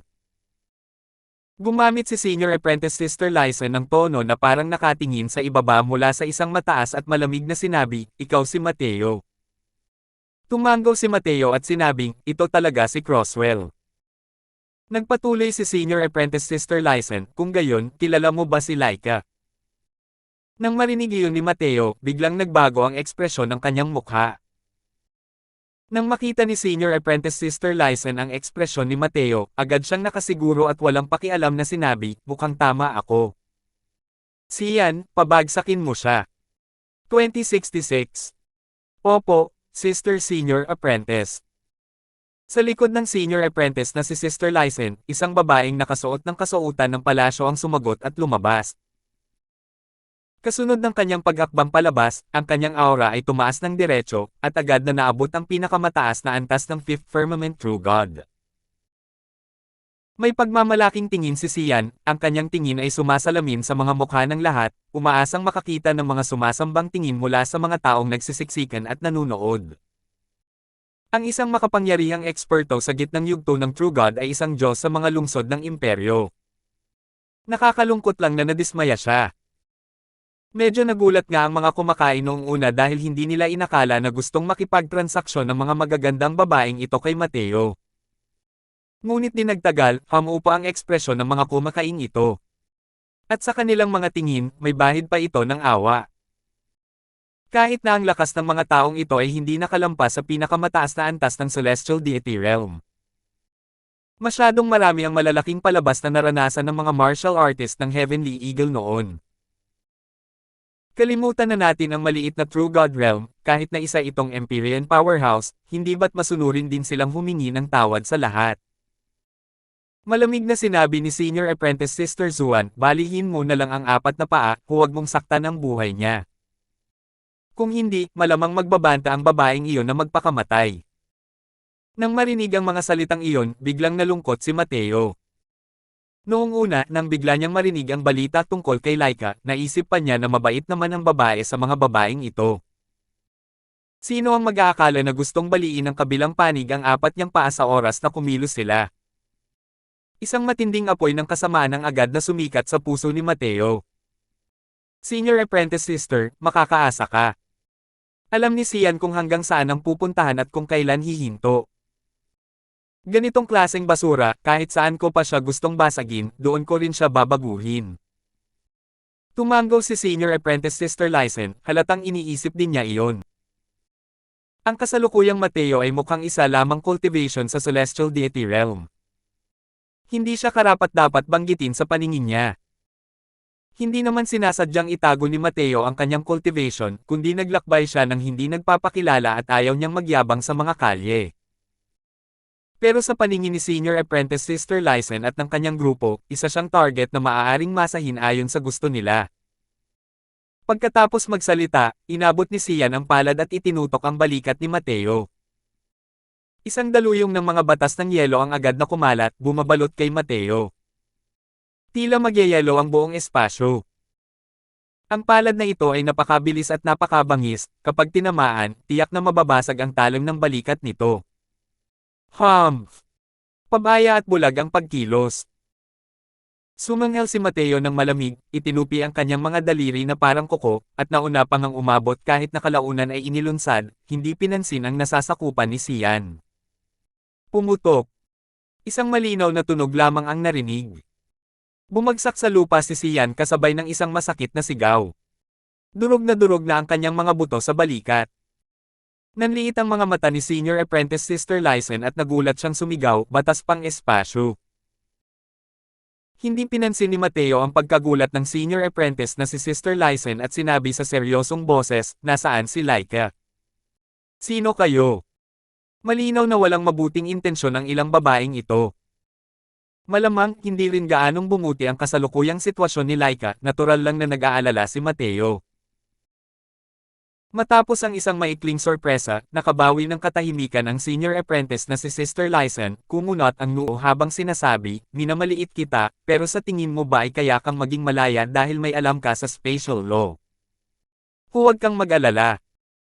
Matapos mabali ang apat mong paa, dahan-dahang sasabihin sa iyo ng dalagang ito ang balita tungkol sa babaeng iyon. Yovan, turuan mo siya kung paano kumilos ng maayos. Opo, Sister Senior Apprentice. Ngumiti ng matamis ang magandang babae at humarap kay Mateo at sinabing, hindi nakakapagtaka na lagi kang iniisip ng babaeng iyon. Hindi ko inaasahan na ang talento mo ay hindi pala mas mahina kaysa sa kanya, na nagkukultibar para maging isang Fifth Firmament True God sa loob lamang ng 1,000 taon. Gayunpaman, wala itong silbi. Nang ahas kang sakta ng mga disipulo ng aking Ice Cloud Tower, hindi ito magiging kasing simple ng pagkabali ng apat na paa. Habang nagsasalita, unti-unting lumalakas ang aura ni Yovan. Pagkalabas niya ng 3 hakbang, ang aura niya ay tumaas na sa 6th firmament true God. Pero nang makita ng waiter ang sitwasyon, bahagyang umiling siya at bumantong hininga, isa talaga siyang batang babae na hindi pa gaanong nakakakita ng mundo. Naghahanap ng gulo. Nang bahagyang tumango ang iba nang marinig nila iyon dahil ganoon din ang kanilang nararamdaman. Kung si Mateo ay isang ordinaryong martial artist lamang, tiyak na mag-aalala sila para sa kanyang kaligtasan. Pero ang nakatayo rito ay si Mateo. Maging si Lucy, ang uri ng henyo na nakakaintindi ng 5 uri ng batas, ay namatay sa mga kamay ni Mateo. Akala ng ilang batang babaeng nasa harap nila ay makapangyarihan ang kanilang lakas, pero sa totoo lang, para silang mga langgam lang sa paningin ni Mateo. Hindi lingid sa kaalaman ng waiter ang boses nito. Nang marinig ang mga sinabi ng waiter, hindi napigilan ng magandang mukha nito na manlamig, biglang itinuro ang daliri, at itinuro pa nga ang waiter. Ignorante mong langgam, pumayo ka at mamatay ka. Ang waiter ay isa lamang cultivation ng Divine Lord Realm. Kapag nataman siya ng daliring ito, tiyak na magyayelo siya at magiging isang iskultura ng yelo. Pero walang balak umiwas ang waiter dahil alam niyang hindi siya hahayaang mamatay ni Mateo. Humph! Ikaw ang walang muwang na langgam. Matagal nang nauubusan ng pasensya si Mateo. Patuloy pa rin sa pagtawag ang kabilang panig ng babaeng iyon, paano ba naman siya hindi magagalit? Nakita niya lang ang kanyang figure na dumarating sa harap ni Joven na parang multo. Alam ni Joven na alam ni Mateo ang batas pangkalawakan at matagal na siyang handa. Pero kahit na ganoon, natatalon pa rin siya sa takot dahil sa malamulto na anyo ni Mateo. Biglang lumabas ang batas ng yelo ni Joven at mabilis na sumugod patungo kay Mateo. Pero nakakalungkot, hindi man lang siya binigyan ni Mateo ng pagkakataon. Bas again. Isang malinaw na sampal ang narinig, diretsyong sinampal si Joven at lumipad palabas. Sa pagkakataong ito, hindi na tumigil si Mateo, naisip ang kumilos muli, nakarating na sa harap ni Senior Apprentice Sister Lysen. Malamig na tumawa si Senior Apprentice Sister Lysen, at biglang kumawala ang aura sa kanyang katawan. Nakakagulat na isa siyang tunay na Diyos ng ikapitong langit. Naghahangad ng kamatayan. Napakabilis din ng reaksyon ni Senior Apprentice Sister Lysen. Kasabay ng isang sigaw, ang kanyang mahabang espada ay nasa kanyang kamay na sa isang kislap. Pero hindi umiwas si Mateo, isang kamao ang tumama sa espada ni Senior Apprentice Sister Lysen. Nang makitang ginamit ni Mateo ang kanyang pisikal na katawan upang piliting labanan ang kanyang tunay na Diyos na mistiko na kayamanan, mas lalong napangiwi si Senior Apprentice Sister Lysen sa kanyang puso. Espada ng yelo na may ulan ng yelo. Para lang makita ang dulo ng kanyang espada. Hindi mabilang na mga yelong nagyelo ang lumabas mula sa kawalan, diretsyong tumutusok kay Mateo. Ang mga yelong iyon ay pinatibay niya gamit ang kapangyarihan ng batas, ang napakalawak na kapangyarihan. Ang bawat isa ay parang isang matalas na espada. Kahit napilit itong nilalabanan ng isang tunay na Diyos ng ikapitong langit, kailangan pa rin itong itusok sa isang lambat. Mariin talagang lumaban si Mateo gamit ang kanyang malalaman na katawan. Sa paningin niya, para lamang siyang naghahanap ng kamatayan. Ngunit di nagtagal, biglang nagbago ang ekspresyon ng mukha ni Senior Apprentice Sister Lysen. Dahil sumugod si Mateo. Pumutok, pumutok, pumutok. Para lamang makita ang gininto ang liwanag na sumisinag ng napakaliwanag sa katawan ni Mateo. Nang dumampi ang mga yelong-yelong iyon sa gininto ang liwanag, direktang nahati ang mga ito sa dalawa, parang mga ordinaryong ice cone. Ang mga yelong ito na kayang tumago sa isang 7th firmament true God hanggang sa mamatay ay talagang hindi kayang pigilan si Mateo kahit kaunti. Paano niya nalaman na noong huling beses na nakalusot si Mateo sa Cloudpeel Great Imperial Capital, ang pisikal na katawan nito ay nakalusot na sa huling yugto ng ika-6 na pagbabago? Kahit na nakatagpo ng isang mataas na uri ng mistiko na kayamanan ng tunay na Diyos, hindi siya natakot kahit kaunti, lalo na ang mga yelong namuo mula sa kapangyarihan lamang ng batas. Sa sandaling ito, patapos na ang galaw ni Senior Apprentice Sister Lysen at wala ng oras para magpalit ng galaw. Nang makita ang pagtama ng suntok ni Mateo, wala na siyang oras para mag-isip pa ng sobra, biglang sumabog ang kapangyarihan ng batas sa kanyang katawan. Ang buong katawan niya ay nababalutan ng mga patong ng baluti na yelo. Walang pakialam si Mateo at direktang sinuntok ito. Power! Mabilis na samuka ng sariwang dugo ang senior apprentice na si Sister Lysen, isang figure na direktang lumipad palabas ng inn, hindi alam ang kanyang buhay at kamatayan. Cooper, dalhin mo siya sa City Lord Manor. Malamig na sabi ni Mateo. Opo, kamahalan. Matagal nang sinundan ni Cooper si Mateo at alam niyang galit na si Mateo. Agad siyang hindi naglakas loob na mag-atubili, at mabilis na lumabas ng bahay tuluyan ang kanyang katawan. Ang ilang disipulo ng Ice Cloud Tower ay tumingin kay Mateo na parang nakakita ng multo, ang kanilang mga titig ay puno ng gulat. Tinakpan ni Joven ang kanyang mukha at sumigaw sa gulat, ang batas yelo ni Senior Apprentice Sister Lysen ay nakultivate na sa huling yugto ng Rango 6, ngunit siya ay talagang pinalipad sa isang suntok lamang. Hindi niya maiwasang mabigla. Mas mataas ng kaunti si Senior Apprentice Sister Lysen kay Mateo. Ang kanyang batas sa yelo ay nalinang na rin hanggang sa huling yugto ng Rango 6. Ang kanyang lakas ay maaari ring makapasok sa top 5 sa mga batang henerasyon ng Ice Cloud Tower. Hindi niya talaga kayang hindi harangan ng kahit isa sa mga suntok nito. Tao pa rin ba ang lalaking ito? Hey, nasabi ko na nga ba na hindi pa kayo gaanong nakakakita ng mundo? Paano magiging ganito ang kayang husgahan ninyong lahat, mga batang ito, tungkol sa lakas ng kanyang kamahalan? Mayabang ang itsura ng waiter na para bang siya ang nanalo. 2067.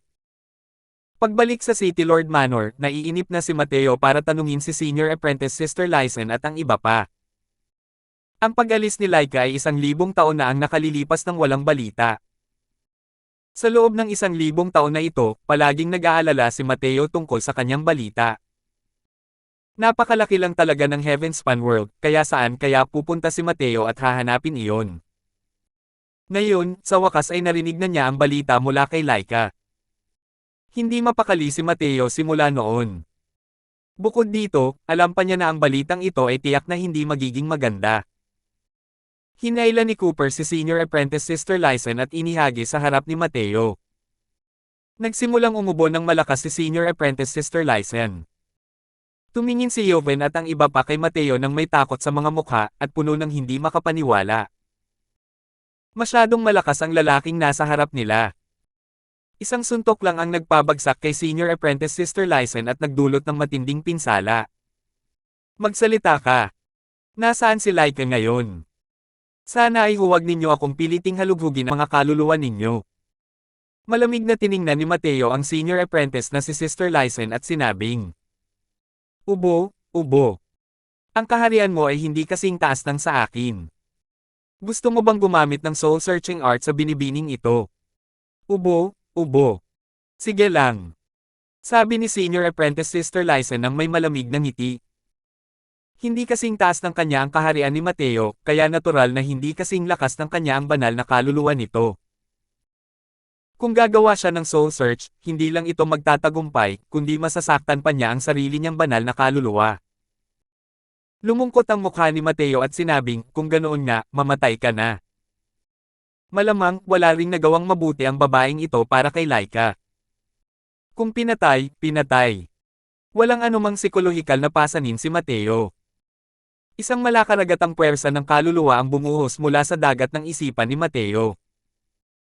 Nag-iba ng husto ang mga mukha ng ilang babae, saka lang nila nalaman na hindi nagbibiro si Mateo. Matapos malampasan ang huling pagkakataon, nasipsip ni Mateo ang dagat ng batas, ang kanyang banal na kaluluwa ay naabot na ang hangganan ng True God Realm. Tigil. Sasabihin ko. Sigaw ng Senior Apprentice na si Sister Lysen. Huli na. Hindi siya binigyan ni Mateo ng pagkakataon, direktang inatake ang nasa isip ni Senior Apprentice Sister Lysen. Gumanti ng matinding pag-atake ang banal na kaluluwa ni Senior Apprentice Sister Lysen. Sumangal lamang si Mateo ng malamig at biglang bumuhos ang kapangyarihan ng Soul Suppressing Pearl na agad na winasak ang lahat ng kanyang resistensya. Wala ni Katiting na pakikiramay si Mateo, binabasa niya ng magaspang ang banal na kaluluwa ni Senior Apprentice Sister Lysen. Sunod-sunod na eksena ang pumasok sa isip ni Mateo. Habang tumitingin siya, lalo siyang nagagalit. Lumalabas na ang northern border ay may rehiyon na tinatawag na northernmost steppe. Ang lugar na iyon ay isang lupain ng mapait na lamig, masalimuot na mga pangkat. Ang mga bagay ay hindi malinaw tulad ng southern border na pagmamayari ng isang makalangit na emperador na si Bodhimanda. Ang lugar na iyon ay isang no man's land. Ang mga Heavenly Emperor ay walang anumang interes sa rehiyong ito. Kaya naman, ito ay hinati sa malalaki at maliliit na puwersa. Pero sa katunayan, mayroong siyam na magagaling na paksayon sa antas ng Empyrean na pinakamalakas dito. Ang Ice Cloud Tower na ito ay isa sa mga puwersang nasa antas ng Empyrean. Mga 1,000 taon na ang nakalilipas, lumitaw si Laika sa pinakahilagang step sa hindi malamang paraan at nagustuhan ng Panginoon ng Ice Cloud Tower. Pagkatapos ay tinanggap siya bilang isang disipulo. Noon, si Laika ay isa lamang Heaven Glimpse Realm, ngunit ang paraan ng cultivation ng Ice Cloud Tower ay lubos na angkop para kay Laika. Dahil sa pag-asa sa profoundly divine physics, ang kanyang cultivation speed ay napakabilis. Sa loob ng mahigit 1,000 taon, nakapag-cultivate na siya hanggang sa True God Realm. Sa kasalukuyan, isa na siyang powerhouse ng Fifth Firmament True God. Siyempre, lahat ng ito ay salamat din kay Mateo. Noon, tinulungan niya ang 9 Divine Link Meridian ni Laika na lalong gumaling gamit ang mga divine pills, at naging profoundly divine physique. Ganito nabuo ang kasalukuyang Laika. Ngunit sa paglalakad sa daang ito, dumanas si Laika ng matinding paghihirap. Naiinggit ang senior apprentice na si Sister Lysen na hindi lang maganda si Laika, kundi napakataas pa ng talento nito sa paglilinang. Sa katunayan, noon, dahil nilabag ni Laika ang isang patakaran, binitay niya si Laika para bugbugin, binugbog hanggang sa muntik nang mamatay si Laika. Kung hindi dahil sa pagtulong ng pangalawang senior sister mamaya, malamang hindi na makikita ni Mateo si Laika.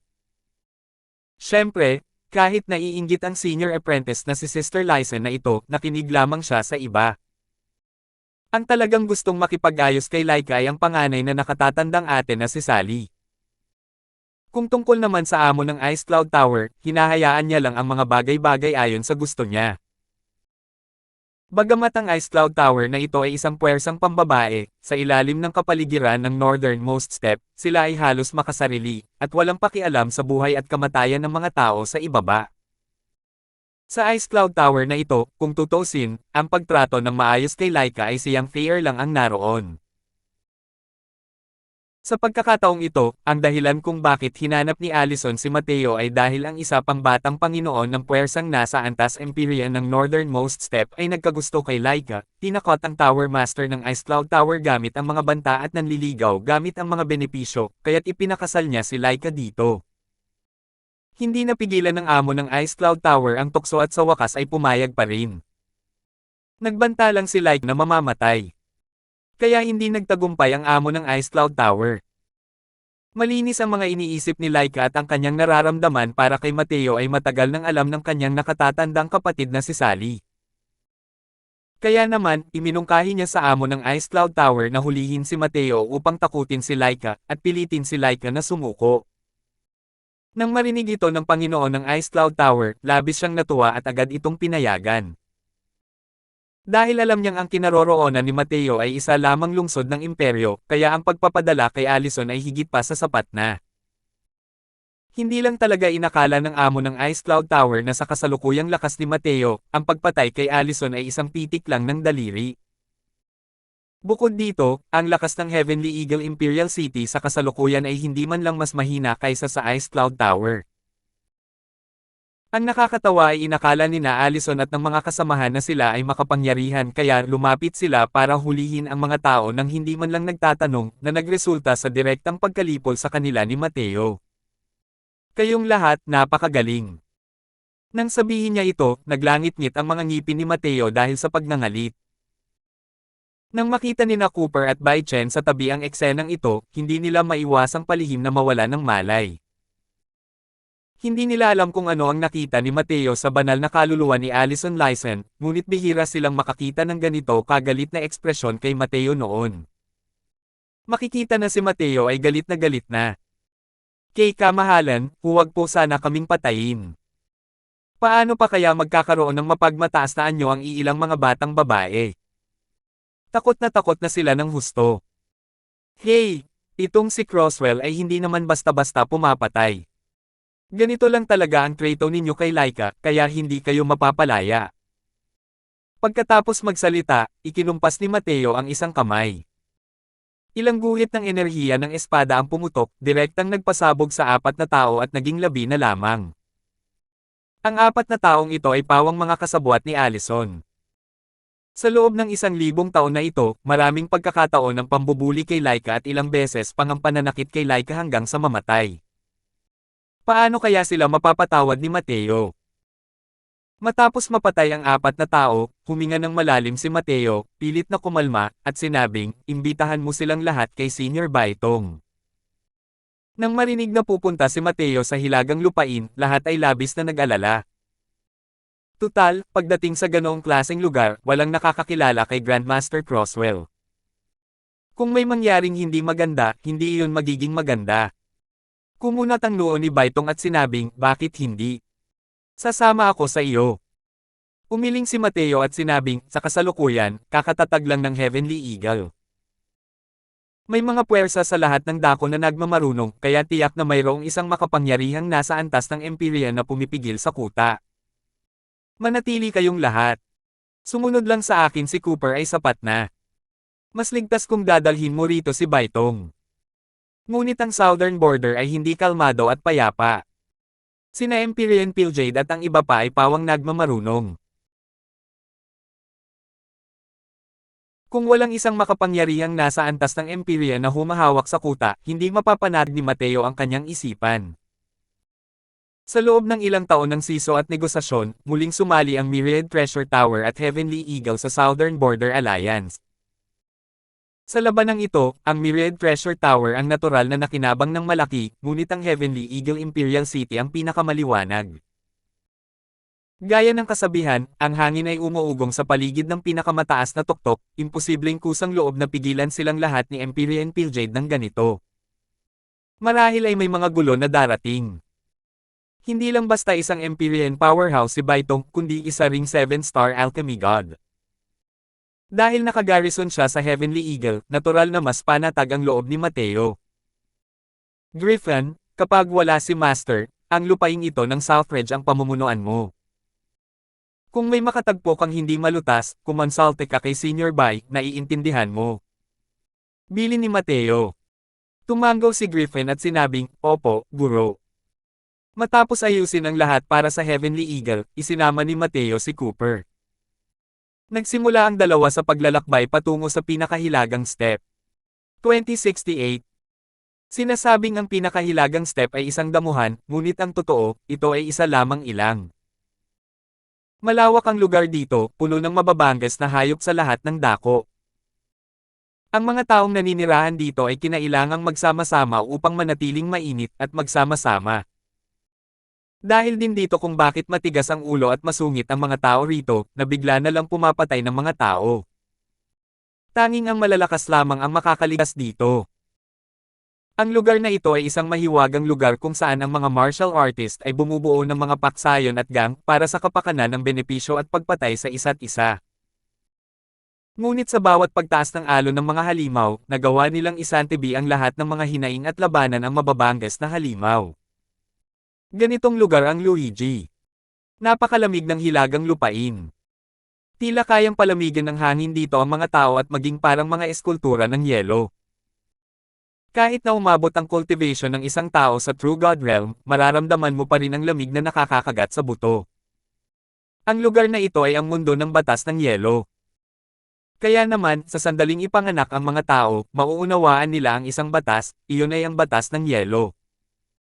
Kaya naman, ang mga martial artists dito ay makapangyarihan at kadalasang nakakaunawa ng higit sa 2 batas.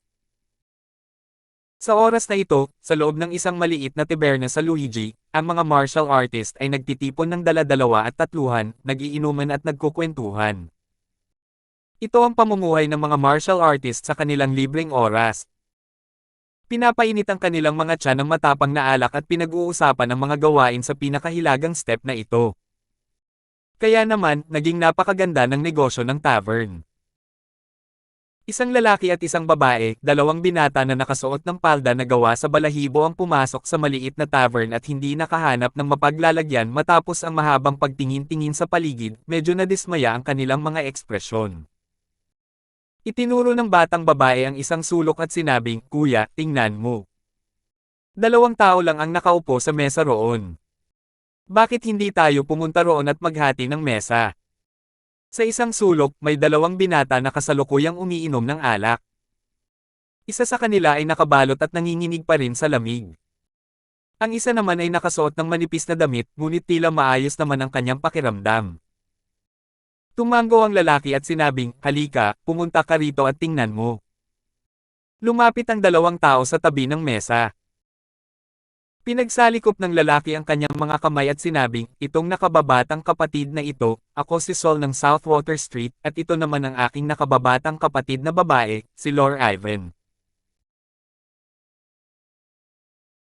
Tingnan mo, napakaganda ng negosyo nitong Raging Fire Tavern. Maaari ba tayong maghati ng mesa?" Humigop ng bahagya ang binata ng alak at malamig na sinabi, "Umupo ka."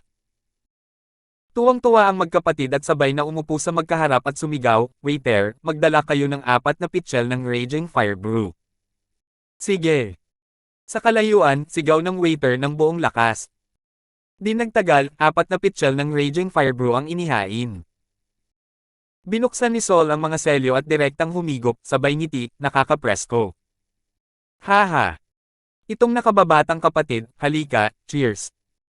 Bahagyang itinaas ng binata sa katapat niya ang kanyang baso at humigop muli ng alak. Nang makita ni Lord Ivan ang anyo ng mga taong tumatanggi sa kanya, libo-libong milya ang layo sa tapat niya, kinurot niya ang kanyang bibig at sinabing, "Nagpapanggap lang." Tumawa si Sol at sinabing, "Kuya, huwag mo siyang sisihin. Itong nakababata kong kapatid na babae ay hindi nag-iisip bago magsalita. Paano ko kayo tatawaging magkapatid?" Matthew Lawson. Cooper Nigel. Sunod-sunod na sumagot ang dalawang tao. Ang dalawang taong ito ay ang mismong amo at lingkod ni Mateo na tumawid sa bundok ng Heavenspan at mga hangganan pa. Sa kasalukuyan, mahigit 50 taon na ang nakalipas mula nang si Senior Apprentice Sister Lyson at ang iba pa ay mapunta sa Heavenly Eagle. Ang dalawang taong may-ari ng amo at katulong ay dumaan sa maraming pal-iko-likong pagsubok, at pagod na pagod sa paglalakbay, kaya't sa wakas ay nagmamadali silang nakarating sa pinakahilagang step kalahating taon na ang nakalilipas. Pero hindi sila agad kumilos. Gamit ang kanilang lakas, kahit napasukin nila ng walang ingat ang Ice Cloud Tower, imposibleng mailigtas si Laika. Mabuti na lang at natiyak ni Mateo na maayos naman si Laika sa ngayon. Kaya naman, sinimulan niyang planuhin kung paano ililigtas si Laika. Pagdating dito, natural na hindi angkop para kay Mateo na gamitin ang kanyang orihinal na pangalan, kaya ginamit na lang niya ang pangalan ng kanyang nakaraang buhay. "Haha, sila pala sina Kuya Lawson at Kuya Nigel. Ireregalo ko itong 2 pitsil ng alak sa inyong dalawa. Isipin mo na lang na nagpapasalamat ako sa inyong dalawa sa pag-alok ng upuan," sabay tulak ni Sol ng 2 pitsil ng alak paarap at sinabi. Bahagyang tumango si Mateo at sinabing, "Kung gayon, hindi magiging magalang ang Lawson na ito." Sinuri ni Sol si Mateo at hindi niya napigilan ang mga tanong sa kanyang uso at sinabing, "Hindi ba tanggan lang ng pakiramdam ni Brother Lawson sa pagsuot ng malamig na damit?" Napag-usapan na, kakaiba rin ang dalawang taong ito, ang amo at katulong. Ang isa ay kakaunti ang suot ngunit malaya at walang pakialam, habang ang isa naman ay makapal ang suot ngunit nanginginig ng husto. Ngumiti si Mateo at sinabing, "Hindi malamig." Sa tabi, hindi napigilan ni Cooper na umirap, puno ng inggit ang kanyang mga mata. Hindi rin niya inaasahan na ang paglalakbay na ito ay magiging isang napakahirap na gawain. Sa kanyang kasalukuyang Third Firmament True God Cultivation, nanginginig talaga siya sa lamig na parang isang mortal. Ngunit ang kanyang Panginoon ay hindi naman talaga hindi sanay sa ganitong uri ng kapaligiran. Ang lalaking ito ay mayroong gininto ang katawan na parang nasa huling yugto na ng perpektong ika-6 na transformasyon at hindi niya alam kung ano ang ibig sabihin ng lamig. Napangisi si Lord Ivan at sinabing, "Nagpapanggap lang." Sa tingin ko, talagang pinipigilan niya ang lamig gamit ang Divine Essence, pero hindi niya alam na malaking bawal ito sa northernmost step. Kung makakasalubong mo ang kahit sinong kalaban at 70 hanggang 80% na lang ng Divine Essence ang natitira, wala nang pagkakaiba sa paghahanap ng kamatayan. Ang banal na diwa ay pumipigil sa lamig, kaya nga nitong pigilan ang lamig. Sa pinakahilagang step lang, walang nang ahas na gawin iyon. Dahil sa lugar na ito, may mga pagpatay para agawin ang ari-arian sa isang iglap o pakikipaglaban sa mababangges na hayop sa ilang. Kailangang mapanatili ang kanilang tugatog na kalagayan. Ang banal na asensya upang maitaboy ang lamig ay kinailangang maubos ang malaking dami ng banal na asensya sa ilalim ng ganitong uri ng napakalamig na panahon. Kapag nakaharap na ang kalaban, huli na ang lahat para umiyak pa. Halos mag-alab ang galit ni Cooper nang marinig niya yon, ngunit ngumiti si Mateo at sinabing, "Huhu, ang Lawson na ito ay may maraming banal na asensya at hindi natatakot na kainin ito." Hindi napigilan ni Lord Ivan ang mabulunan nang marinig iyon at sinabing may malamig na senggal, "Huwag kang makinig sa payo ng matanda at agad kang magdurusa. Hindi ka talaga gagantimpalaan para sa mabubuting intensyon." Medyo nailang si Saul sa tabi at natatawang sinabi, "Ang nakababata kong kapatid na babae ay prangka at handa magsalita. Halika, itong si Wu ay nagiinuman ng toast para sa dalawang magkapatid." Pagkatapos uminom, ibinaba ni Saul ang pitsyal ng alak, pinunasan ang kanyang bibig, at sinabing, "Nakakapresko." Sa Luigi na ito, ang Raging Fire Brew pa rin ang may pinakamalakas na sipa. Ang pag-inom ng isang subo ay parang isang bola ng apoy na nagliliyab. Kung ikukumpara ang alak ng ibang mga tavern dito, mas marami pa rin silang kulang. Kuya Lawson, mahilig ka rin sa alak na ito, di ba? Bahagyang umiling si Mateo nang marinig iyon at sinabing, "Karaniwan lang ang alak na ito, kaya pa rin naman." Kumunat ang noo ni Saul nang marinig iyon, naisip niya sa sarili na ang batang ito ay talagang isang taong mayabang. Mamamatay ka ba kung hindi mo mapapagalitan ang mga tao? Ang Raging Fire Brew ay isang matapang na inumin na kilala sa maraming lugar at lubos na minahal ng mga martial artists sa kapatagan. Pero nang makarating ito sa bibig ni Mateo, naging karaniwan na lang ito at katanggap-tanggap na. Kahit na malawak ang pag-iisip ni Saul, muntik na rin siyang samuka ng alak. Sino ang mag-aakala na ang amo ng tavern na ito ay may matalas na pandinig at talagang narinig ang mga sinabi ni Mateo? Agad siyang tumawa ng malamig at sinabing, "Nako, huwag kang masyadong mayabang kapag nagsasalita."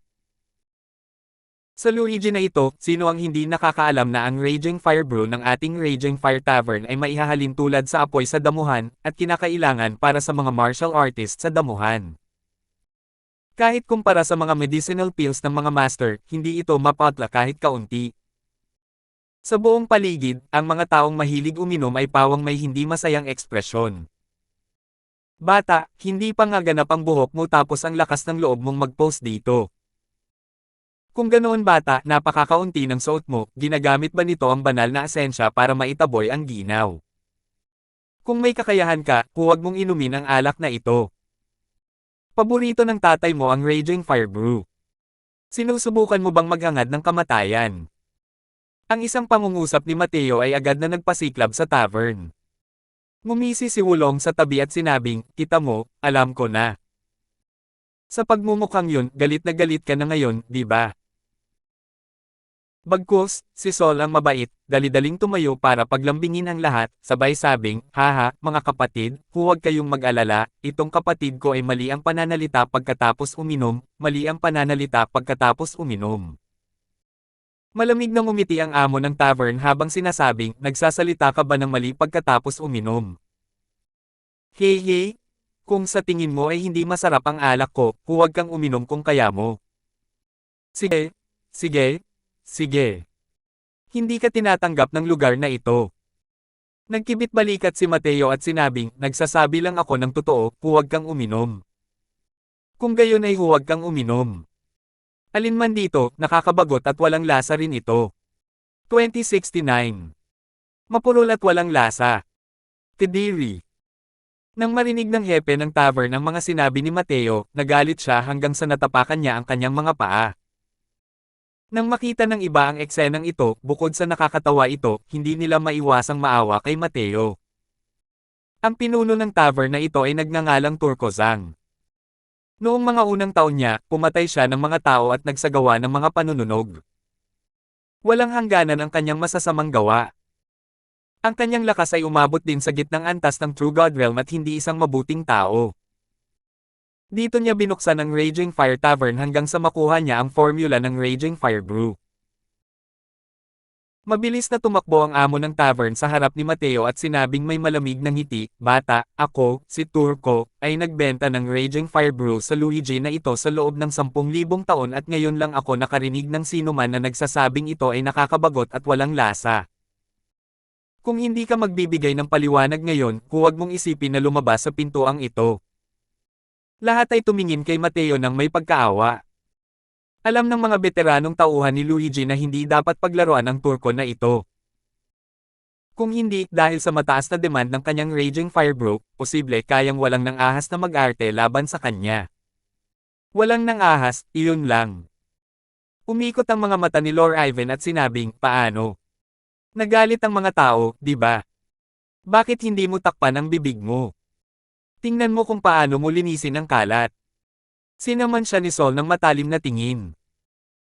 Lumingon siya ng may ngiti na parang nanunuya, at sinabi kay Turco, "Boss Turco, kara-rating lang nitong nakababatang kapatid ko at hindi niya alam ang mga patakaran.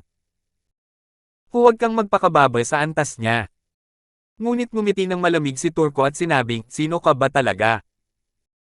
Ano ang batayan mo para hindi mo ibaba ang iyong ama sa kanyang antas? Bababa rin ako sa kanyang antas ngayon. Kung kakalat ang mga salitang ito, paano pa rin tatakbo ang tindahan ng iyong ama?" Pagkatapos magsalita, tumingin siyang muli kay Mateo at sinabing may malamig na ngiti, "Brat, huwag mong sisihin ang iyong ama sa hindi pagbibigay sa iyo ng pagkakataon. Hanggat maglalabas ka ng mas masarap na alak kaysa sa Raging Fire Brew ngayon, ibababa mo na ang bagay na ito at hihingi pa ng tawad ang iyong ama sa iyo. Kung hindi mo ito maalis." Hey hey. Mukhang nangangati si Turco para makipag-away. Malinaw na may masamang balak siya. Tinitigan ng masama ni Sol si Mateo sa gilid at bamulong, "Humihingi ka ng tawad. Kuya Lawson, humingi ka agad ng tawad kay Boss Turco." Kalmadong umupo si Mateo at hindi pinansin si Turco, ngunit tumingin siya kay Sol nang nakangiti habang sinasabi, "Umupo ka, Kuya Wu. Kung ipagtatanggol mo ang Lawson na ito, ililibre ka ng Lawson na ito ng isang tasa ng alak ngayon." Habang nag-uusap, isang maliit na prasko ang lumitaw sa kamay ni Mateo. Binuksan ni Mateo ang takip ng prasko. Agad na napuno ng makapal na amoy ng alak ang buong maliit na tavern. Napakabango. Magandang alak. Diyos ko, ang alak na ito ay higit sa 10 beses na mas mabango kaysa sa Raging Fire Brew. Anong alak ito? Ngayon lang nakaamoy ng ganito kabainggong amoy ng alak ang matandang ito sa buhay na ito. Pagkaangat ng takip ng prasko, nagsanib puwersa ang mga sigaw sa loob ng maliit na tavern. Marami-rami ng tao ang nanlalabo na ang mga mata dahil sa kalasinggan dahil pa lang sa amoy ng alak na ito. Agad na naging napakapangit ng ekspresyon ni Turco. Hindi niya inaasahan na talagang nainom ni Mateo ang alak. Base pa lang sa amoy ng alak na ito, ang alak na nasa kamay ni Mateo ay higit na nalampasan ang Raging Fire Brew. Ah! Ang bango! Kuya, gusto kong uminom. Sa tabi, lasing na si Lord Ivan, at mahinang umungol na hindi maitago ang kanyang pagnanasa. Doon lang niya nakita na tumutulo na pala ang laway sa gilid ng bibig niya. Nakakaakit talaga ang halimuyak na ito. Hampas. Inabot lang ni Lord Ivan ang kanyang kamay at sinampal siya ni Mateo ng malakas. "Ray! Bakit mo ako sinaktan?" Ang sampal na ito ang nagpagising kay Lord Ivan mula sa sakit. Pero sa pagkakataong ito, tumingin siya kay Mateo ng may pagtataka na parang nakakita ng multo. Talagang may tama ng alak ang lalaking ito. Para lang inumin ito kay Brother Wu, wala kang kinalaman dito. Malamig na sabi ni Mateo. "Sok, kuripot. Huwag kang ang uminom, sino ba naman ang may gusto?" Kahit sinabi niya iyon, ang pares ng mga mata ni Lord Ivan ay nanatili sa maliit na prasko, at muling tumutulo ang laway mula sa sulok ng kanyang bibig. Sa pinakahilagang step na ito, mahilig din uminom ang mga babae. Hindi lang si Lord Ivan. Nipatikip ng labi ang lahat ng nasa maliit na tavern, habang nakatitig ng diretso sa maliit na prasko na hawak ni Mateo. Sa ilalim ng mapagmasid na tingin ng mga tao, nagsalin si Mateo ng isang maliit na baso para kay Sol. Pagkalabas ng alak mula sa prasko, lalong lumakas ang bango. Tumingin si Sol kay Mateo nang may pagtataka. Natamba siya sa pagkahilig dahil sa biskwit na nahulog mula sa langit. Siya lang ang maaaring uminom ng alak na ito. Kuya Wu, tikman mo ang alak ni Croswell, mapang-akit na sabi ni Mateo at ngumiti ng bahagya. Lumunok ng malalim si Sol, ang mata ko na insekto sa kanyang tiyan ay walang humpay na nababalisa. Kung gayon, hindi magiging magalang ang Wu na ito. Itinaas ni Sol ang baso, inilagay ito sa dulo ng kanyang ilong at humigop, at muntik nang itapon ang baso. Masyadong mabango. Uminom siya ng alak ng napakaraming taon at ngayon lang siya nakaamoy ng ganito kabango hanggang sa sukdulan. Tumingin ang iba kay Sol, tumutulo ang laway sa sahig, lahat ay inggit na inggit. Sa halip, si Sol ang talagang hindi nakatiis na inumin ito matapos maubos ang alak. Sa tabi, naiinggit na sabi ni Cooper, "Sok-sok, itong Sunshine Glow, hindi man lang ako pinayagang uminom ng kahit isang bibig." Nako, ang swerte mo naman. Natatawang saway ni Mateo, "Ikaw na walang hiya, huwag mong isipin na hindi ko alam kung gaano karami ang palihim mong ininom para maglakas loob ka pa ring ibas ang iyong mga hinanakit dito. Sa tingin mo ba talaga ay hindi kita kayang talunin?" Nahihiyang tumingin si Cooper habang sinasabi niya, "Hindi ba dahil takot ako sa lamig?" Hey, mas masarap talaga ang alak ng kamahalan kapag mas marami kang iniinom. Mas matapang pa nga ito kaysa sa dreamlike wine. Umikot ang mga mata ni Mateo at wala siyang pakialam. Pagdating sa lupang ito ng mapait na lamig, sa loob ng kalahating taon na ito, bukod sa pagtatanong ng impormasyon, inihahanda ni Mateo ang Sunshine Glow na ito. Bagamat hindi natatakot si Mateo sa malamig na hangin, hindi komportable sa lupang ito na puno ng matinding lamig. Uminom ka ng isang subo ng maligamgam na alak at natural na magiging maayos ang lahat. Kapatid na Wu, hindi naman sa kuripot itong si Croswell, isang tasa lang ng alak na ito ang maiinom mo, kung hihigit pa rito ay tiyak na babagsak ka, nakangiting sabi ni Mateo.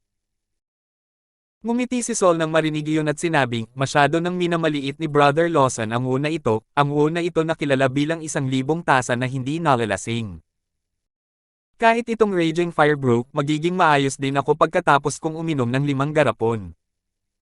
Pagkatapos magsalita, inihilig niya ang kanyang ulo at sabay-sabay na yumuko. Pagkatapos uminom, may kakaibang ekspresyon sa mukha ni Sol. Nang makita ni Turco ang sitwasyon, agad siyang tumawa ng malakas at sinabing, "Hahaha. Ano bang sinabi ko? Anong kalokohan ng Sunshine Glow?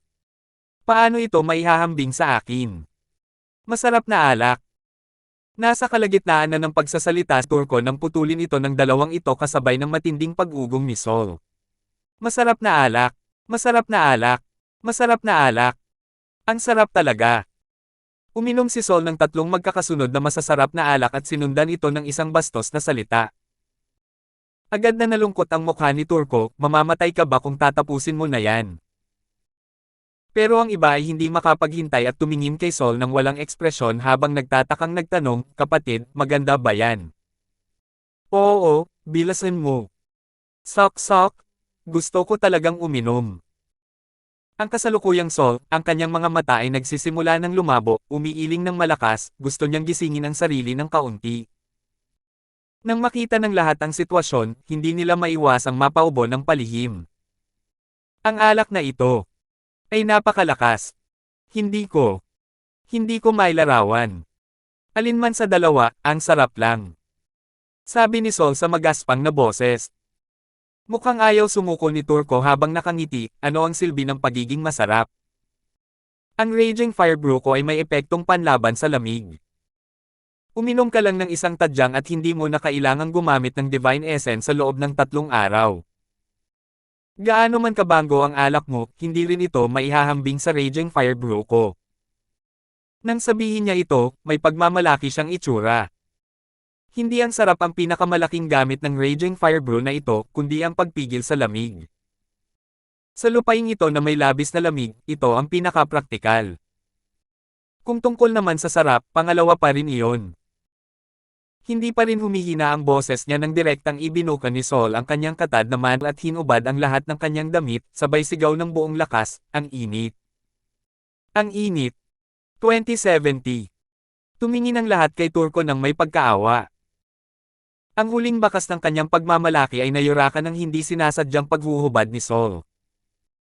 Nihalata ng lahat na hindi nagkukunwari si Sol. Sa kasalukuyan, bahagyang namumula ang balat ni Sol. Ang kanyang katawan ay naglalabas ng umuusok na singaw. Hahaha, nakaka-presko. Talagang nakaka-presko. Kuya Lawson, itong alak mo ay parang Diyos lang. Sabi ni Sol sabay tawa ng malakas. Ngumiti si Mateo at sinabing, sa pag-inom nitong tasa, hindi mo kailangang gamitin ang banal na asensya para maiwasan ang lamig sa loob ng kalahating buwan. Bahagyang tumanggo si Sol at sinabing, pakiramdam ko ang alak na ito na pumapasok sa tiyan ay parang isang pool ng mainit na bukal na umaabot sa buong katawan mula sa tiyan. Sa bilis ng kasalukuyang bilis, walang problema kung hindi gagamitin ang banal na asensya sa loob ng 10 araw hanggang kalahating buwan. Sunshine Glow? Haha, ang alak nga ay gaya ng ipinahihiwatig ng pangalan nito. Sa ngayon, pakiramdam ko ay may mainit na araw na sumisikat sa loob ng aking katawan na walang kapantay ang init. Sa tabi niya, matagal nang naglalaway si Lord Ivan sa inggit. Gumamit siya ng walang kwentang tingin para tingnan si Mateo at sinabi sa malaswang paraan, Kuya Lawson, painumin mo rin ako ng tasa. Ikaw. Binigyan siya ni Mateo ng makahulugang tingin na may kakaibang ekspresyon. Biglang may naintindihan si Lord Ivan, hindi mapigil ang magbago ang kanyang mukha, namumula ang kanyang magandang mukha. Hahaha. Umalangaw-ngaw ang malakas na tawanan sa loob ng bahay. Girl, huwag kang mag-alala. Maghubad ka lang, aalisin natin yan dahil hindi natin makikita. Takot sa ano, mga lalaki pala ang mga babae sa dulong hilaga natin. Hahaha. Napahagalpak ng tawa ang lahat. Nais ni Lord Ivan na makahanap ng butas sa lupa na mapaghuhukayan.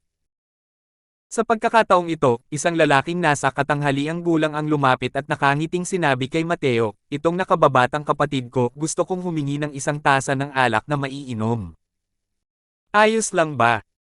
Sa sandaling lumabas ang lalaking ito, nanlamig ang puso ng lahat. Si Lightning Blade Hammer yan. Kung maglalakas loob ang batang ito na hindi magbigay ng alak, malamang hindi siya makakalabas ng pintong ito ngayon. Mahinang sabi ng isang tao. Hey, si Hammer ay isang matapang na karakter na bubunutin ang kanyang espada kahit may hindi siya sang-ayon. Higit sa lahat, kakaunti ang mga taong kayang tumagal ng mahigit 3 espada sa ilalim ng kanyang mga kamay. Nang makita ni Turco ang eksenang ito, muling nagbago ang ekspresyon ng kanyang mukha. Malamang na nandito ang batang ito para gumawa ng gulo ngayon. Sa wakas ay may dumating din para mag-alaga sa kanya. Hindi man lang tumingin si Mateo kay Hammer. Kinuha niya ang maliit na prasko, nagsalin ng isang buong tasa para sa sarili, saka itinaas ito. Sok, para saan ba ang pagkukunwari mo, hindi pa rin ba siya sumuko? Bulong ni Lord Ivan. May ngiti rin sa labi si Hammer, halos tumulo ang laway niya, iniabot ang kamay. Sino ang mag-aakala na direktang itinagilid ni Mateo ang kanyang ulo at ininom ito mismo? Nanigas ang ekspresyon ni Hammer, nakaunat ang kamay niya, hindi niya ito mabawi o maiwan doon. Bata, niloko mo ako. Matalim na sabi ni Hammer at seryosong sinabi. Nasabi ko na, si Brother Wu lang ang pwedeng uminom, akala mo ba nagbibiro lang ako? Kung bibigyan kita ng maiinom, saan ilalagay ang mukha ko? Malamig na sabi ni Mateo. Nanonood lang ng palabas ang mga taong ito ngayon lang. Ngayon, gusto nilang humingi ng alak na maiinom. Siya, si Mateo, ay hindi naman ganoon kababa. Nang makitang naging malungkot ang ekspresyon ni Hammer hanggang sa tumulo ang tubig, naramdaman ng lahat ang pangangilig ng kanilang mga anit. Masyadong may kakayahang manggulo ang batang ito. Hindi pa rin sapat ang pagpukaw kay Turco, at pagkatapos ay pinukaw pa niya si Hammer Wang. Gusto ba talagang lumabas ng paalang ang lalaking ito ngayon? Baliw ang batang ito, di ba? Nangahas pa talaga siyang hamanin si Lightning Blade Hammer. Si Hammer ang pinakamataas na Diyos ng ikaapat na firmament. Sinasabing minsan na siyang nakipaglaban sa isang Diyos ng ikalimang firmament gamit ang kanyang talon ng kidlat at hindi siya natalo. Sawang-sawa na ang batang ito sa buhay. Nang makita ang mga kilos ni Mateo na parang naghahangad ng kamatayan, lahat ay namutla sa takot. Nang marinig ni Sol ang mga salita ni Mateo, ang dating 30% na kalasinggan ay agad na nagising na may takot. Kapatid na Crosswell, kalimutan mo na yan. Isang tasa lang ng alak. Ito si Lightning Blade Hammer. Sikat na sikat si Hammer sa rehiyong ito, natural lang na alam ni Sol ang pangalan niya. Itinago ni na Mateo at Cooper ang kanilang mga kultibasyon. Sa pananaw ng ibang tao, ang dalawang taong ito ay mga binata lamang na mahigit 1,000 taong gulang. Kaya gaano kalakas ang kaya nilang lakas? Kaya naman, hindi sineryoso ng mga tao sa bahay na ito ang kanilang dalawa. Hey, huli na. Para maglakas loob na pabulaanan ang mukha ko, ni Hammer, ay kamatayan na lang ang natitira. Sa pagpatay sa batang ito, natural lang na maiinom ng ama mo ang alak niya. Habang nagsasalita, biglang hinugot ni Hammer ang kanyang espada, ang kapangyarihan ng yelo at ang kapangyarihan ng kidlat ay umiikot sa kanya. Pinagsama talaga nitong Hammer na ito ang batas ng yelo at batas ng kidlat. Ang ingay ng talon na ito ay labis na nakakapangilabot. Tapos na, patay na sigurado. Ang tigas talaga ng ulo ng batang ito. Hindi ba? Isang tasa lang ng alak. Kung kailan ang lahat ay may simpatiyang mukha, ang espada ay dumating na sa harap ni Mateo. Kasunod noon, tumahimik ng husto sa loob ng tavern. Ginamit talaga ni Mateo ang kanyang palad at direktang nasalo ang talon ng kutsilyo ni Hammer.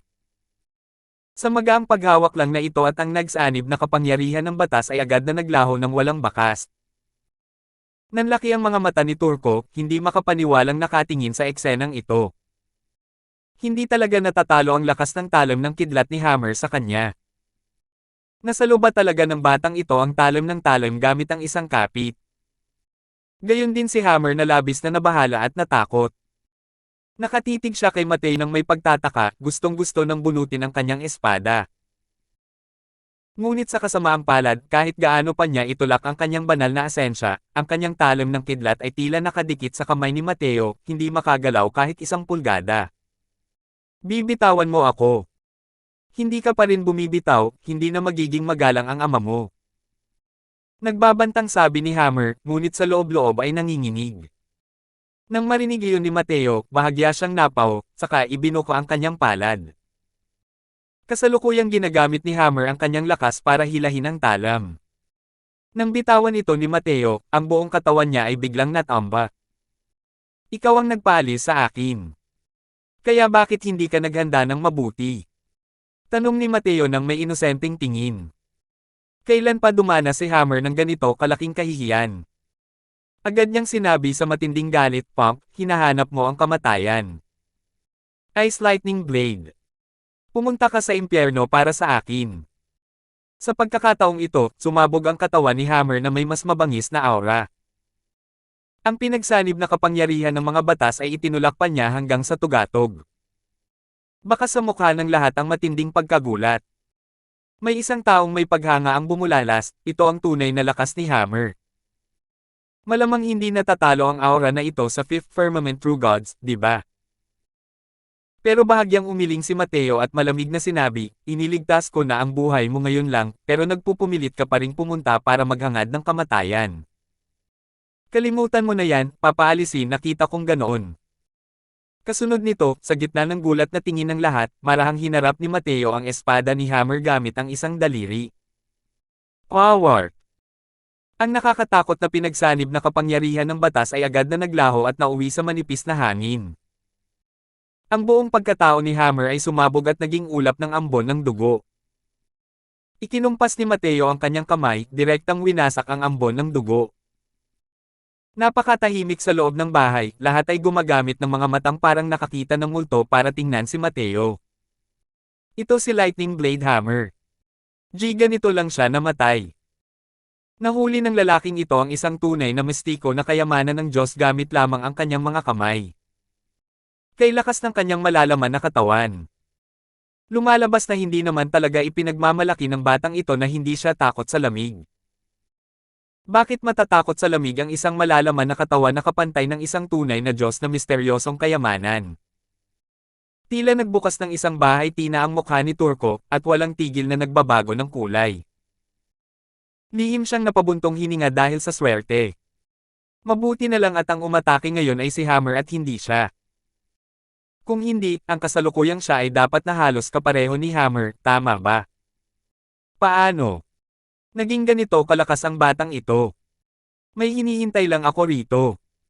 Kaya huwag niyo akong inisin. Pwede niyong inumin itong alak sa hinaharap pero natatakot lang ako na baka hindi niyo ito kayang bilhin, malamig na sabi ni Mateo. Pinuno niya ng alak ang isang tasa para sa kanyang sarili at nagsalin ng isa pang tasa para kay Cooper, at ininom ito ng sabay-sabay. Natigilan ang lahat. Hindi ba't sinabi mo kanina na? Isang tasa lang ang pwede kong inumin. Salamat po at sinamahan niyo ako, ingat lagi mga master.